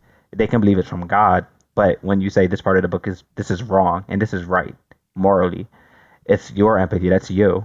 I think that's a beautiful thing to show that, well, no matter what anybody says, you still have morality. And I told my dad once, if you're getting your morality from a book or from a God, from some big objective ruler that tells you what to do, it's not morality, it's obedience. And I like to say that all the time now. I say it on TikTok all the time, but that's one thing I like to say because I think that there's more nuance in morality.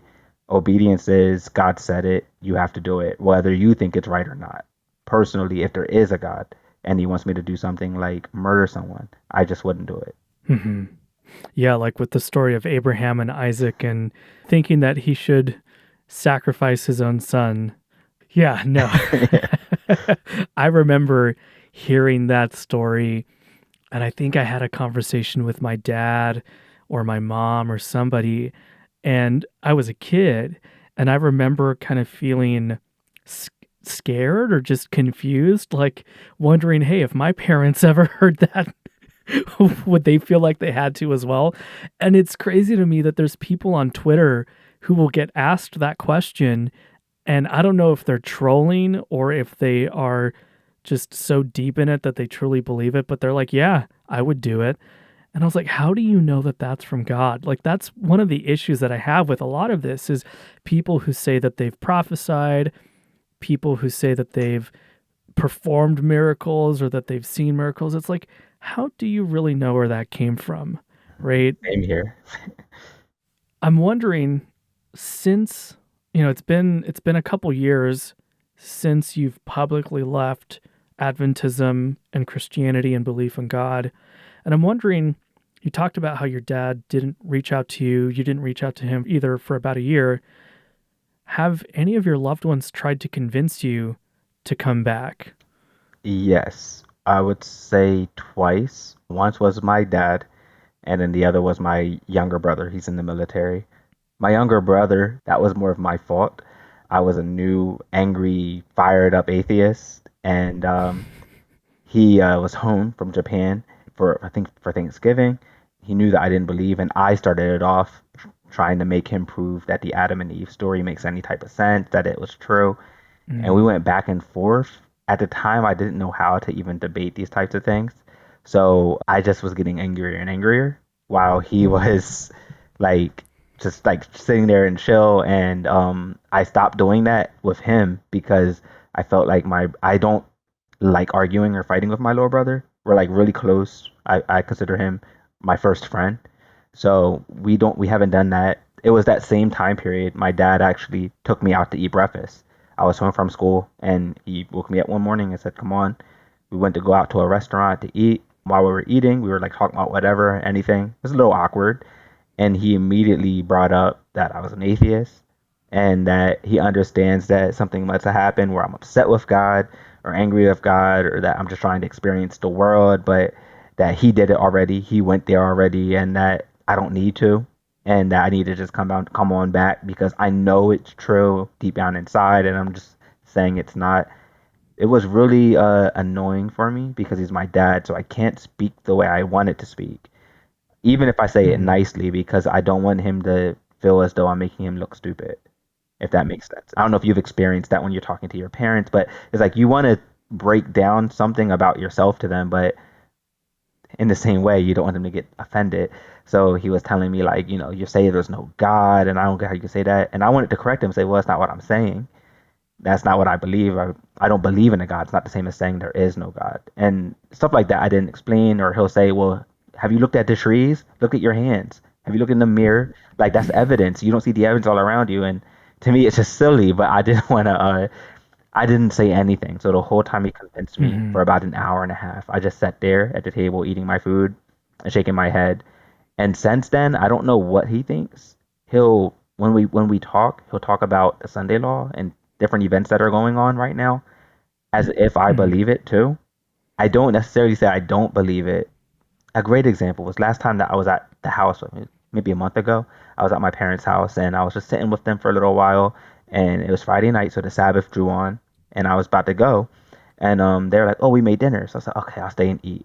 My dad put on a sermon. I think it was he's like an old man. It's very popular in the Adventist church. Mark something, Mark Finley, I think. Yeah, I've been to a Mark Finley event before. I was a young kid, so that sounds about right. Yeah, yeah, and it was a regular sermon. It was nice, nothing crazy and stuff. But he mentioned Bill Nye having a debate with Kent Ham at the Noah's Ark little museum thing. And I told my Yeah. dad I shouldn't have said it, but I mentioned it out loud. I said, "Oh yeah, Bill Nye won that debate." And my dad was like, "Well, how did he win? How could he win when he's, on the side of evolution? There's no evidence for it. Like, how would he even win that one?" And he like chuckled to himself. And I sat there for like 30 seconds, and then I responded, "He won because Kent Ham isn't a scientist, so he wouldn't know the first thing about evolution." And my dad was like, "Yeah, well, he has God on his side." And I said, "Well, he has the Bible on his side, and he argued from the Bible, but there was no scientific evidence that anything in the Bible happened when it comes to creation." And my dad looked at me in my eyes for like a long, uncomfortable minute. And then he turned back around and he said, "Well, I think it's just stupid for anybody to believe in evolution. Like, what are people not as intelligent these days? I don't see how you would win that." And I got really offended and my face, I felt like it turned red. And my mom knows how I am, that I get like really like fired up and I'm argumentative. And she looked uncomfortable. So I didn't say anything. I just got quiet. And then my dad, I don't know if he was picking at me or not, but he turned back to me. He said, "You want to help me tomorrow? I'm passing out great controversies." And I'm like no. So I made something up and said I'm not going to be able to. I got to work. And he said, and it was a bad thing to say. It was a terrible excuse because he's like, "You gonna work on the Sabbath?" And it's like, well, it's not the Sabbath to me. And he said, "Oh, you're still going on with this?" And it's like it's. I think he thinks it's a phase, or Mm-hmm. I'm just upset with God. I want to just have fun. And I think that Mm-hmm. is what's very irritating to me when it comes to debating my family is that all of my family don't believe that I'm actually an atheist. And I am not trying to convince them.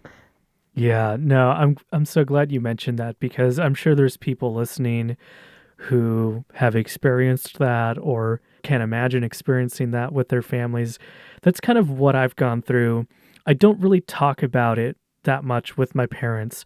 Ever since reading that letter to them, we have not had a super deep and long conversation or a debate about it. I do remember speaking with my dad. We went on a walk sometime after that, and we kind of talked about religion and belief in God a little bit. And my parents have been gracious. They've given me my space, and we haven't debated about it too much. But I definitely believe that at least my mom is probably in denial about my brother and I because she's talked to us before about, and I've mentioned before on the podcast, how my grandfather, supposedly, according to her, gave his life back to Jesus on his deathbed. He was, as my mom tells it, this kind of angry guy who grew up Irish Catholic and presumably saw or experienced some bad stuff growing up as an Irish Catholic, and that he just wasn't religious at all. My grandmother on my dad's side was, but he wasn't. And my mom helped care for him as his health condition was just deteriorating. And she had an Adventist pastor come by and anoint him and pray over him. And the way she tells it, he committed his life to Christ right before he died. And so I think in her mind, she's like, oh, if my father-in-law, who is this angry, non-religious guy, could give his life to Jesus right at the last minute, then maybe my boys can too. And I think she's in denial or holding out hope that even if we continue down this path for the foreseeable future, that at the end of our lives, we will change our minds, because there's that whole trope of, oh, there's no atheists in foxholes. And the way she tells it, atheists don't actually exist. We're lying to ourselves, or deep down, we truly do know there's a God. Sounds very familiar.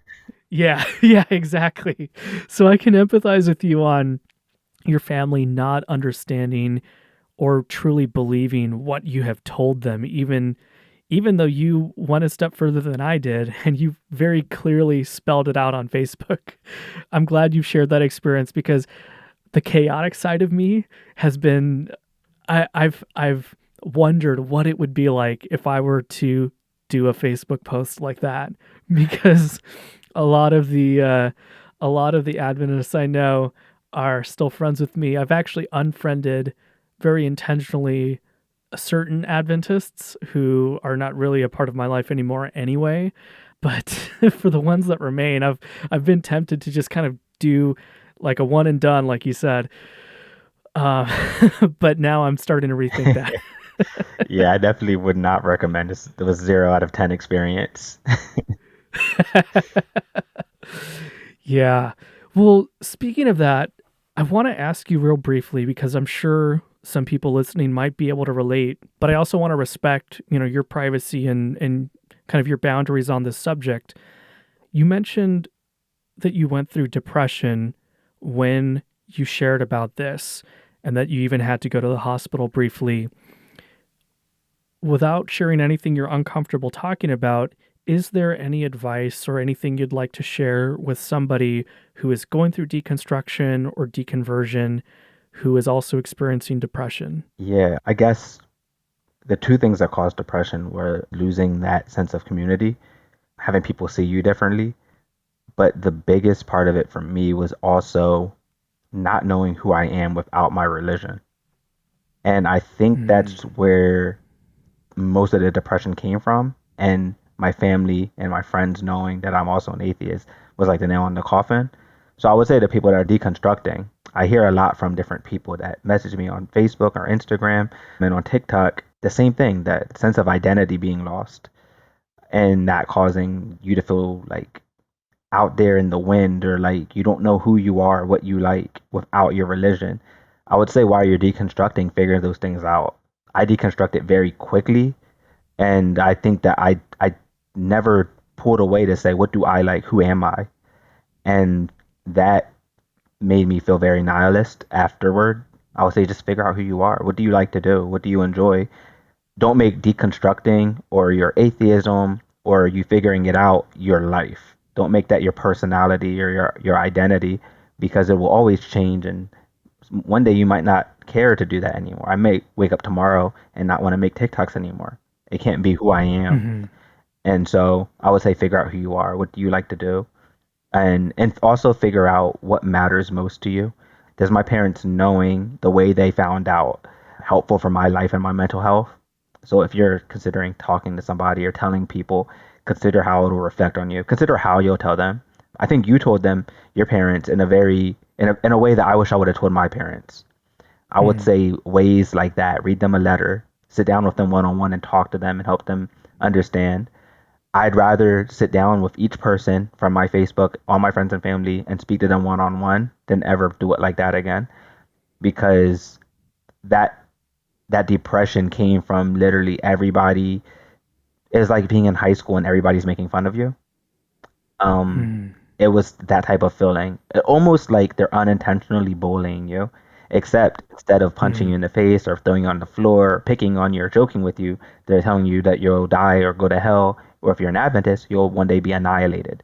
And it just doesn't feel very good to be told you're a bad person by so many people.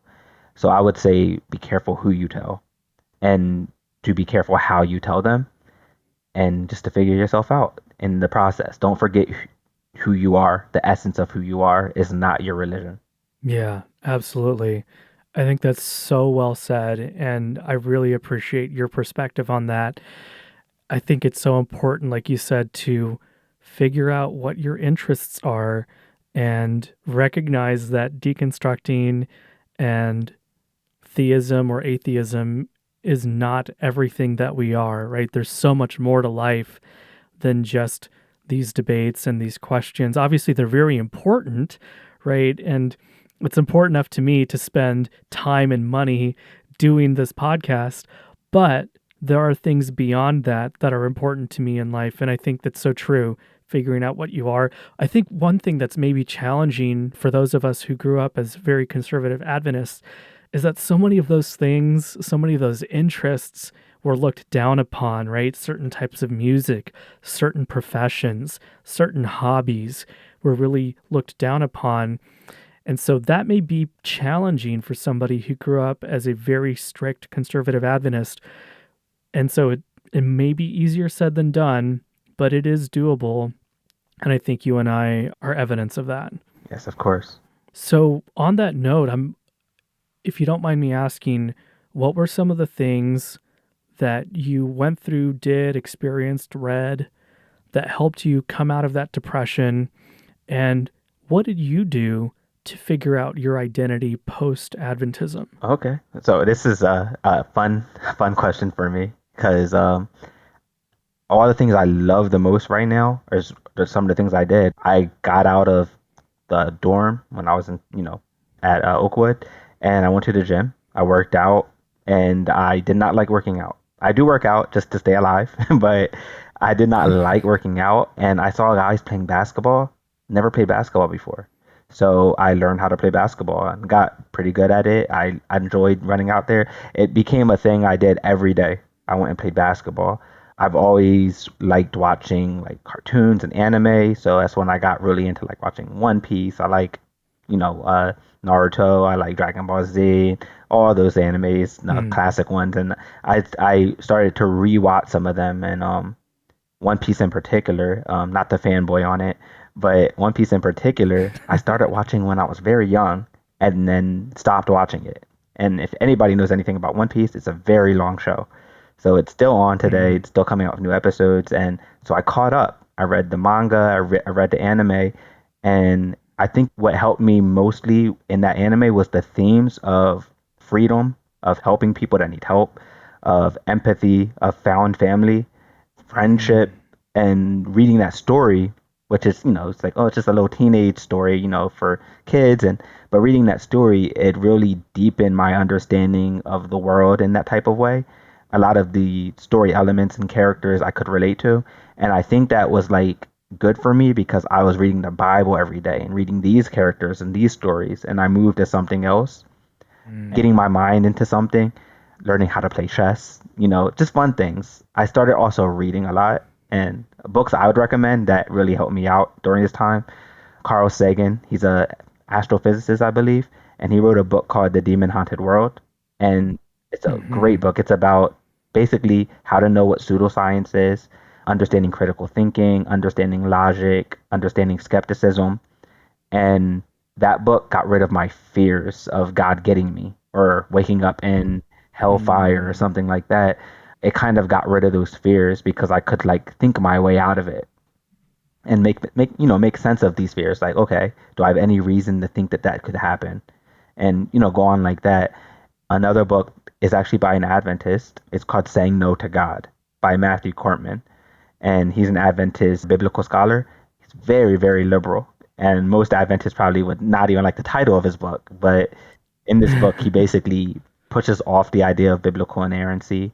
And that's what he's arguing, that the Bible is not inerrant, that it has mistakes. And that was a good book because throughout the book, while he's debunking these things, he's also making Christianity, if you're deconstructing, he's making Christianity what I think it was maybe meant to be. If there was a Jesus or he did exist with this message, which is to love everybody, to be that peacekeeper and stuff like that. It was a great book for me.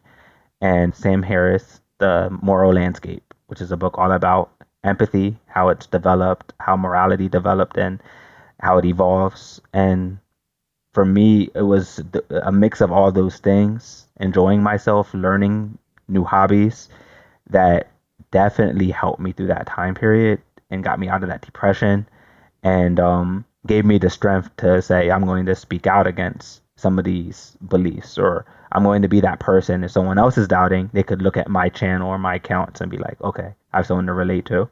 And it just really helped me out. Yeah.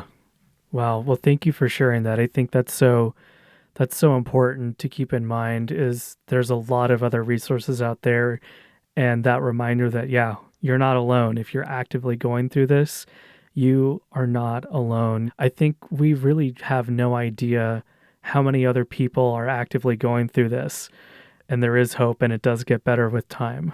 That's right. Again, yeah, I really appreciate you touching on that because it can seem pretty bleak, right, in the moment when you're in the midst of it. I haven't talked about it too much, but I also experienced some depression as I was deconstructing and shortly after I had deconverted. I think part of what you said was also what I experienced, that loss of identity, that loss of community, and feeling like I didn't know anybody other than maybe my brother who was an ex-Adventist. And his experience, even though even though we love each other, we get along really well, his experience was very different from mine because he left when he was in his teenage years and he'd gone off to university and I stayed locally. So he had a whole new friend group and a whole new set of experiences and a new identity outside of Adventism. And for me, I had just been focused so much on the church and work, and I didn't have a strong friend group. My best friend was out of state, and I was just starting to, so there was all these changes that kind of happened. And so I felt pretty alone at the beginning. And that's partly what led me to find Abby and Amy's original podcast. And then what inspired me to start this is because we don't hear enough of these voices and it can feel very lonely. And so that's part of what makes me so grateful for people like you, people like Melissa, people like Jeff who are willing to speak up and be open and honest about their experiences and let people know you're not alone. You're not the first and you're not going to be the last person to go through this. Oh, definitely, of course. And I'm actually very thankful that you revived the original podcast, Seventh-day Atheist, right? Because I've heard about it on Reddit. I've seen people talk about it. Then I would look it up and it wouldn't be there. And I'd be like, oh, man. And so when I seen your post actually on Reddit and you said that you were have a new podcast where you'll be reviving theirs, I was actually very happy because there's a lot of atheist content and, but it's different for us, like one example is we don't believe in like a ever burning hell. So I never had that fear. So it's hard to relate to like an atheist that does. And so I was like, how we need like Adventist stuff. I'm happy that I have your podcast. I listen to it every new episode. Oh, thank you. I appreciate that. And yeah, big shout out to Abby and Amy for the work they originally did, because I think that what they did is just an example of the ripple effect that being willing to speak up and share your experiences with others, even if you think people might not be able to relate, you have no idea, right? There are women who grew up in the South. I'm a guy who grew up with a very multicultural church on the West Coast, and there are still things I was able to relate to that they experienced. And even the things that we didn't have in common, it was still very interesting for me to learn about that. So, absolutely, if there's anyone listening who has a story that you're comfortable sharing, whether it's just something you write or whether it's doing an interview like this, absolutely get in touch. The social media links are all in the show notes. You can send me a direct message, and I would love to hear your story. Well, I know we're way over what we originally planned on chatting. I think I gotta just assume that we're gonna have like 2-hour conversations going forward because that's kind of what I've been averaging with people. I'm gonna try and get through these last couple questions a bit quicker. And I want to ask you, because you regularly talk about atheism on TikTok and on Instagram. In your experience, what are some of the most common things people get wrong about atheists and atheism? I would say definitely the belief that atheism means you don't believe in anything, that we just don't believe in a God. The other one I would say is that atheism is a rejection that there is a God, that atheists say there is no God, when it doesn't necessarily mean that. It's just a lack of belief. I would say those are the two Hmm. things. And I would say a close runner up for third would be that we have no morals. Yeah, I definitely heard that last one from my mom. And then more specifically, you've talked about how you identify as an agnostic atheist. So what does that term mean to you? I started actually just recently using that term within the last couple of years, but I would say atheism, meaning that I don't believe in a God, and agnostic, meaning I have no knowledge if one does exist or if one doesn't exist. So I am basically saying I don't believe in a God, but if there were to be a God, I would accept it. I'm not going to definitively say that there is no God. Yeah, and I think that's an important distinction because I remember growing up thinking that those were two very different terms. And obviously, everything I heard about that was kind of coming from a negative place. Yeah. But I think it is important to recognize that, yeah, if compelling evidence were to come forward, irrefutable evidence, it's not like we're going to bury our heads in the sand and say, oh, well, I still don't believe. It's just that that irrefutable evidence hasn't been presented to us. Right, exactly. Yeah.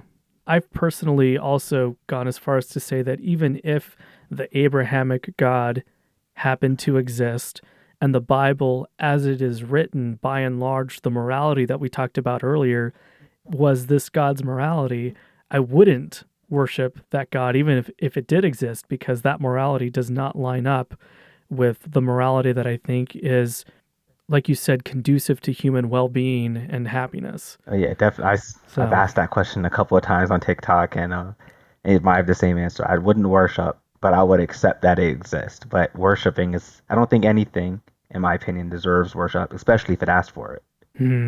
yeah.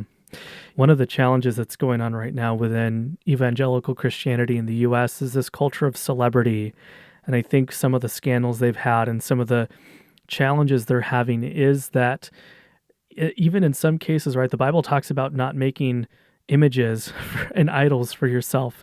But in some cases, I think even within Adventism, sometimes we make celebrities and idols out of some of the people who are well loved and have this big, larger than life reputation. I don't know where I was going to go with that, but maybe just to say that even if that Abrahamic God existed, like you said, why would it have to demand worship Right. from us? It's a very, very curious thing. Yeah. Yeah.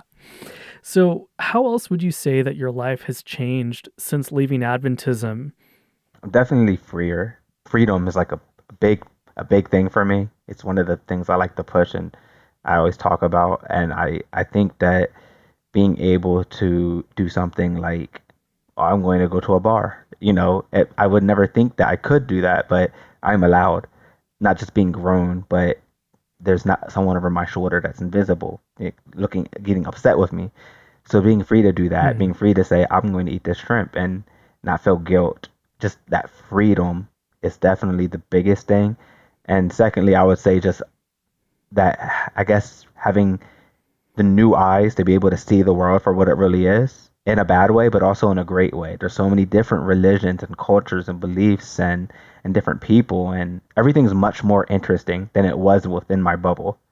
I think Hmm. that's the biggest change is that I'm just so curious. I explore, I read, My partner right now always makes fun of me saying I'm a know-it-all because I just know so many information. It's so random. She said, "How do you know that? Why are you even like who reads that type of stuff?"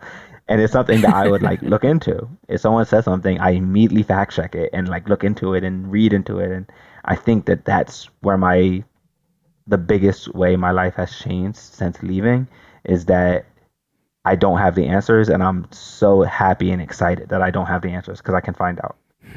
Yeah, no, I think that's so important, right? Coming from a place where we were taught that we had the answers, that term you used, present truth, right? I remember hearing that as well growing up.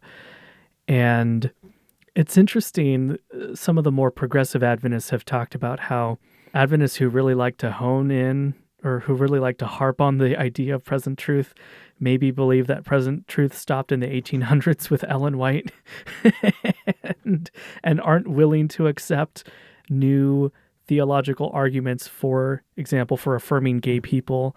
It's very interesting to me. There's this tension there, this kind of contradiction with present truth and insisting that we have what we need. But yeah, no, I think that's such an important thing, right? Being able to see the world with new eyes, being curious.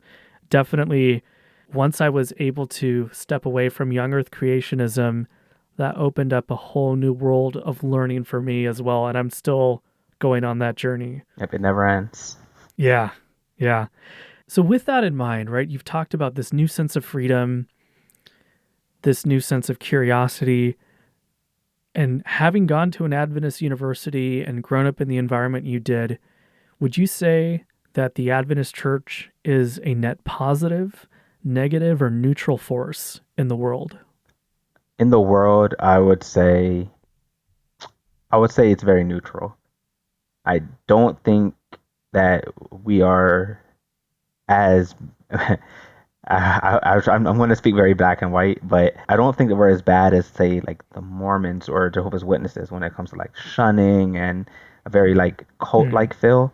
I know we're called a cult, but I don't agree with that because a lot of our churches are Okay. very open to change and they can be very liberal. We're so internally diverse that I feel like it pushes us from being a negative to being neutral, and in some aspects positive with our hospitals and with our health message and stuff like that.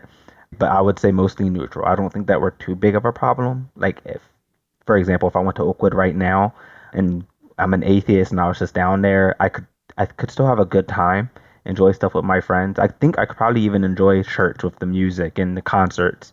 Whereas if I was a Jehovah's Witness, I don't think that they would have that experience. So I do think Hmm. that we're neutral. I wouldn't say positive though, but I would say neutral, yeah. Hmm. Interesting. Okay. Taking into consideration what you just said, are there any positive messages or ideas from Adventism? And I think you've touched on some, but any positive ideas that you've taken with you and still have today, or any cultural practices or memories? Yeah, I would definitely I definitely say that I do love a haystack still.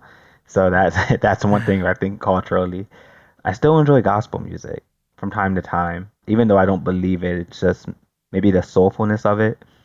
But when it comes specifically to Adventism, I don't really think anything other than maybe like their health message, I think is a positive thing.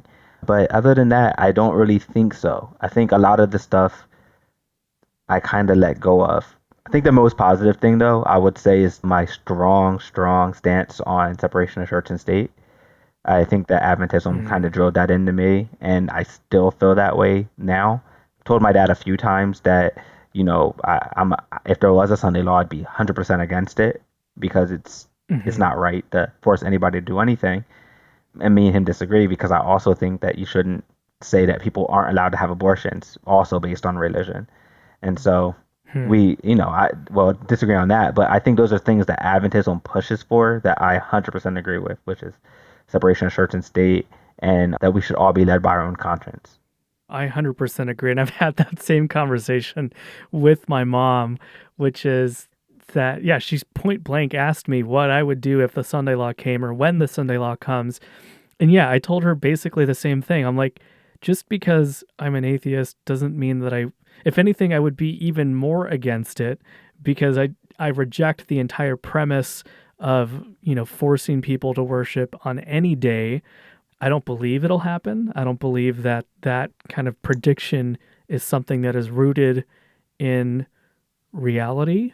But if by some off chance it ever did happen, 100% I would absolutely be against it for the reasons you just said. Right, of course.